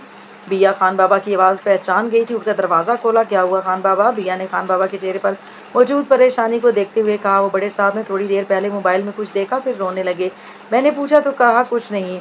अभी कहाँ हैं वो। बिया सुनकर परेशान हो गई थी। बाहर लॉन में है। अच्छा। बिया जल्दी जल्दी कदम लेते हुए लॉन में आई। रूहान बैठा आसमान को देख रहा था। बिया आकर रूहान के सामने बैठ गई। रूहान क्या हुआ, बिया ने पूछा, लेकिन रूहान की तरफ से कोई जवाब नहीं आया। रूहान, मैं आपसे बात कर रही हूँ। रूहान बिया के सवाल का जवाब देने के बजाय उठकर जाने लगा था। बिया ने रूहान का हाथ थाम कर उसे रोका। रूहान, आपकी नज़रों में ये बेरुखी मेरे लिए क्या क्या हुआ, मैंने कुछ गलत कर दिया। बिया से रूहान का इग्नोर करना बर्दाश्त नहीं हो रहा था। बिया, हाथ छोड़ो मेरा, मुझे नींद आ रही है। रूहान ने कुछ के लहजे में कहा था। रूहान, क्या हो गया है। बिया रूहान के सामने आकर खड़ी हो गई थी। कुछ नहीं हुआ, हटो यहाँ से, रूहान ने सख्त लहजे में कहा था। रूहान प्लीज़ ऐसा नहीं करे। बिया रोने लगी थी। बिया रो नहीं, मैं कह रहा हूँ कुछ नहीं हुआ। रूहान ने बिया के आंसू पोंछते हुए कहा, तो बताएं क्या हुआ है। ठीक है बैठो, रूहान ने बिया को चेयर पे बैठाते हुए कहा। रूहान ने मोबाइल निकाला और पिक्चर बिया को दिखाई। ये। बिया ने सवालिया नज़रों से देखा। ये मुझे एक अनजाने नंबर से किसी ने भेजा है। रूहान, आप इस वजह से ऐसा सलूक कर रहे थे, मुझे नहीं पता था, लेकिन ये देखकर मुझे बहुत तकलीफ हुई। अगर तुम किसी और को पसंद करती हो तो तुम मुझे बता सकती थी। रूहान ने दिल पर पत्थर रख कर यह बात कही। जी मैं पसंद करती हूँ किसी और को। किसको। रूहान ने हिम्मत जमा करके पूछा। वो मैं बता दूंगी, पहले मैं इस तस्वीर के बारे में बता दूँ। ये लड़का वर्का के वही वर्का जिसको हफ्सा आप ही पसंद करती थी। बिया की बात सुनकर रूहान चौंक गया था। फिर बिया ने सारी बात बता दी। और यह तस्वीर तब की है जब मुझे सर से उनके बारे में पता चला था तो मैं वर्का से कंफर्म करने गई थी। इस तस्वीर को बहुत गलत अंदाज से लिया गया है। मैं रो रही थी तो वो बस मुझे समझा रहे थे। अगर आपको लगता है कि मैं अभी भी झूठ बोल रही हूँ तो आप अपने दोस्त आज़ाद जो इनके भाई हैं इनके घर जाकर पूछ सकते हैं। तो फिर ये तस्वीर मुझे भेजने का मकसद क्या था, कौन ऐसा करेगा और क्यों। गलतफहमी डालने के लिए, जिसे बर्दाश्त नहीं होता आपका मेरे साथ रहना। बिया, मुझे माफ़ कर दो, रूहान ने नज़रें झुकाते हुए कहा था। प्लीज़ माफ़ी मत मांगिए, आपकी जगह कोई और होता तो वो भी न जाने क्या क्या कर चुका होता। आपने तो मुझे कुछ भी नहीं कहा। बिया ने मुस्कुराते हुए कहा। अच्छा, लेकिन कौन है जिसको तुम पसंद करती हो। मेरे सामने बैठा शख्स। बिया रूहान के जानिब देखते हुए, रूहान इधर उधर देखने लगा जैसे कंफर्म कर रहा हो कि कोई और तो आसपास नहीं बैठा हुआ। मैं जब यकीन हो गया तो पूछा, जी हम। हाँ हाँ हाँ। रूहान खुशी से मुस्कुराने लगा। फिर उठकर बिया के पास आया और उसे कमर से पकड़ के गोद में उठाया और खुशी से गोल गोल घुमाने लगा। रूहान, बस बस बस नीचे उतरे, बिया ने कहा। तो रूहान ने बिया को उतारा, अपने सामने खड़ा किया, इसके माथे का बोसा लिया। तुम्हें पता है, जिस दिन से तुम्हें देखा था इस दिन से ही मेरे दिल में इस दिल में बिया हो रूहान। बिया तुम हो। रूहान ने मोहब्बत का इजहार करते हुए कहा। तो फिर कभी कहा क्यों नहीं। डर लगता था जो मोहब्बत फ़िक्र का रिश्ता है वो कहीं मेरे मोहब्बत के इजहार से ख़त्म ना हो जाए। आपको पता है आप बहुत साफ़ और भोले दिल के मालिक हैं। बिया रूहान की आंखों में देखते हुए कहा। बिया, क्या मेरी मोहब्बत को कबूल किया आपने। जी कबूल किया, बिया ने नज़रें झुकाते हुए जवाब दिया और भागती रूम में चली गई थी। ये क्या बोल रहे हो तुम मलिक। जमील ने मलिक का गिरेबान पकड़ के कहा था। मैं सच कह रहा हूँ, हमने जो किया इसका कोई असर नहीं हुआ। जमील गुस्से से पागल हो रहा था पिछले एक हफ्ते से, इसे लिए यहाँ तक कि मुझे ये बताओ मेरी क्या गलती है इसमें, मैं क्या कर सकता हूँ? अब जो करना है मैं करूँगा। वो वर्का, रूहान और नाबिया सब मरेंगे, वो भी मेरे हाथों से। जमील के अंदर बदले की आग जल रही थी। जमील, ये कराची है तुम्हारा इलाका नहीं जहाँ तुम जो भी करते फिरो। मलिक नहीं चाहता था कि जमील कुछ भी ऐसा करे। बकवास बंद, मेरे मामलात में घुसने की ज़रूरत नहीं है। तुम देखना, दिन की रोशनी में मारूंगा। किसी के बाप में दम नहीं कि मेरा कुछ कर सके। जमील ने तकब्बुर से कहा, कल साहिल पे मिलने वाले हैं ना? जमील ने मलिक से पूछा। हाँ, मैंने खुद वर्का को कहते सुना था। ठीक है, तो बस तीनों का आखिरी दिन होगा। आप तैयार हो गए? बिया रूम में आई तो रूहान सामने खड़ा तैयार था। जी हाँ, मैं तैयार हूँ। चलें फिर, वर्का को और इंतज़ार नहीं करवाते। हाँ, मैं तो पहली दफ़ा मिलने वाला हूँ ना इससे। जब केस चल रहा था तो मैंने कभी नहीं देखा इसको, वो कभी आता ही नहीं था कोर्ट में। वैसे मैंने अज़ार को भी बता दिया था कि इससे भी मिले बहुत दिन हो गए हैं। बहुत अच्छा किया। चलें, अब दोनों जाने के लिए निकले। दोनों ही खुश थे। बिया सारे रास्ते रूहान से बातें करने में मसरूफ़ थी। रास्ते से उन्होंने वर्का को पिक किया। अस्सलाम वालेकुम, वर्का ने पुरजोश अंदाज में कार में बैठते हुए कहा। वालेकुम अस्सलाम भाई, रूहान ने जवाब दिया। भाई से तुम्हारी तारीफ़ सुनी थी, लेकिन तुम तो हैंडसम भी हो। वर्का ने रूहान की तरफ की तारीफ़ की। अरे यार, मैं हैंडसम हूँ लेकिन तुम तो ब्लैडर आदमी हो, रूहान ने ड्राइव करते हुए कहा। उफ़, कितनी खुशफहमी है आप दोनों को। तो तुम तो हमसे जलती हो, रूहान ने कहा। तीनों बातों में मसरूफ़ थे, तभी रूहान ने कार रोक दी। क्या हुआ? बिया ने रूहान की तरफ देखते हुए कहा। नहीं, रूहान ने कहा और नज़रों से सामने की जानिब इशारा किया। बिया सामने देखा तो जमील और मलिक दोनों इनके सामने कार रोके खड़े थे। ये लोग यहाँ क्या कर रहे हैं? रूहान ने कहा और तीनों नीचे उतरे। तू यहाँ क्या कर रहा है? रूहान आगे आया और जमील से पूछा। ये जमील तो नहीं? वर्का ने बिया से पूछा। आप जानते हैं? नहीं, भाई ने बताया था, तुम लोगों की मौत लेकर आया हूँ। जमील ने शैतानी मुस्कुराहट के साथ कहा। क्या बकवास है ये? मलिक, तू यहाँ क्या कर रहा है? वर्का भी आया, वही जो जमील करने आया था। मलिक ने जमील की जानिब देखते हुए कहा। जमील ने पिस्टल निकाली और रूहान के माथे पर रख दी। रूहान, बिया चीखती हुई आगे बढ़ी, लेकिन वर्का ने इसका बाजू थाम कर इसे रोक लिया। क्या चाहते हो? छोड़ो रूहान को, बिया ने चीखते हुए कहा। पहले तो बहुत कुछ चाहता था, लेकिन अब सिर्फ तुम लोगों की मौत चाहता हूँ। तुम लोगों की वजह से मैंने अपने बाबा और आगा जान को खोया, इसलिए पहले ये मरेगा। इनको वही मिला जो इनको मिलना चाहिए था। तुझे भी लटका देना चाहिए था, गलती से बच गया तू। रूहान ने इसे बेखौफी से कहा। ये गलती बहुत महंगी पड़ेगी, वर्का कुछ करें। बिया ने वर्का से इल्तिजा की। बिया, मैं पिस्टल नहीं लाया, लगता है तारीख खुद को दोहरा रही है। वर्का को हफ्सा की मौत का मंजर याद आ गया था।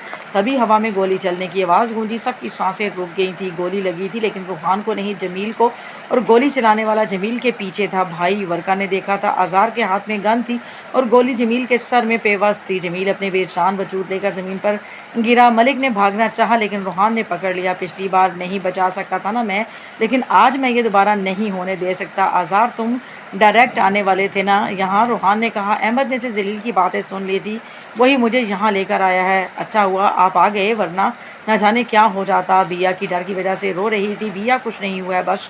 रूहान ने बिया को गले लगाया। अहमद, उठा लो जलील की लाश को और इस मलिक को लेकर जाओ। जो इससे तो मुझे बहुत हिसाब चुकता करना है। वर्का ने मलिक का गिरेबान पकड़ के कहा था। छोड़ूंगा नहीं। मलिक जाते जाते चीख रहा था। चलो, हमारी मीटिंग होगी, अब क्या इरादा है? अज़ार ने मुस्कुराकर कहा, जिस पे सब हंसने लगे थे। निकाह हो गया, लगाओ सॉन्ग, मैं नाचूंगा। वर्का ने खुशी से उछलते हुए कहा। रूहान और बिया का घर में सादगी से निकाह हुआ था। वर्का, अज़ार, आरिफ करीबी लोग थे, सब खुश थे, हर तरफ खुशियाँ थी। वर्का की डांस करते करते नज़र हटते हुए रूहान और बिया पर पड़ी तो आंखों से आंसू छलक पड़े थे। ऐसे ही दिन का इसने हफ्सा के साथ ख्वाब देखा था। अज़ार वर्का की आंखों से छलकते आंसू देख चुका था। आगे बढ़कर वर्का के कंधे पर हाथ रखा और तसल्ली दी। सब जा चुके थे। बिया रूम में बैठी रूहान का इंतज़ार कर रही थी। तभी दरवाज़ा खुला, रूहान अंदर आया। बिया बेड से उतर के इसके पास गई। मेरी मुँह दिखाई। अरे सबर, इतनी जल्दी क्या है? और कैसी दुल्हन हो? ऐसा कौन सी दुल्हन करती है? मैं करती हूँ, अब दें। ये लो। रूहान ने बिया के हाथ में एक बॉक्स रखा। बिया ने खोला तो इसमें एक बहुत ही खूबसूरत रिंग थी, जिस पे रूहान लिखा हुआ था। ये बहुत प्यारी है, बिल्कुल तुम्हारी तरह। तुम्हें पता है, आज ऐसा लग रहा है जैसे सब मिल गया हो। मुझे भी यही लग रहा है। मैं अल्लाह से दुआ करूँगी कि वो मुझे आपकी मोहब्बत के बिना एक दिन भी ज़िंदा ना रखे। मैं भी यही दुआ करूँगा, रूहान ने कहा और बिया के माथे पर बोसा दिया। दोनों मुकम्मल हो गए थे। आज बिया और रूहान को देखकर दिल किया कि काश तुम होती तो हम भी ऐसे ही खुश होते। वर्का घर की छत पे तन्हा बैठा आसमान की जानिब देखते हुए अफसा से बातें कर रहा था। तुम्हें पता है, अब मैं तुम्हें याद करके कभी रोऊंगा नहीं, क्योंकि तुम दूर दूर थोड़ी हो। बस नज़रों से ओझल हो गई हो, बस मुझे इसी दिन का इंतज़ार है जब हम दोबारा मिलेंगे। वर्का की आंखों से आंसू तो तवातर से बह रहे थे, लेकिन इसका दिल रो रहा था, और कैसे न रोता। था एक तवील इंतज़ार था ख़त्म शुद। तो यहाँ नावल का इख्तिताम होता है, और नीचे ये राइटर की तरफ से थोड़ा-सा है, मेंबर्स, मेरी वालदा की तबीयत ठीक नहीं है, जिसकी वजह से मुझे ये नावल ख़त्म करना पड़ा। आप लोगों से दुआ की दरख्वास्त है, और नावल के हवाले से अपनी कीमती राय देना मत भूलिएगा। ये राइटर ने लिखा है, तो आप भी अपनी कीमती राय का इज़हार लास्ट में ज़रूर कीजिएगा कि राइटर की जो ये काविश थी आप लोगों को कैसी लगी। और इसके साथ हमें दीजिए इजाज़त। जहाँ रहें खुश रहें, आबाद रहें, और दुआओं में हमें याद रखिएगा। अल्लाह हाफ़िज़।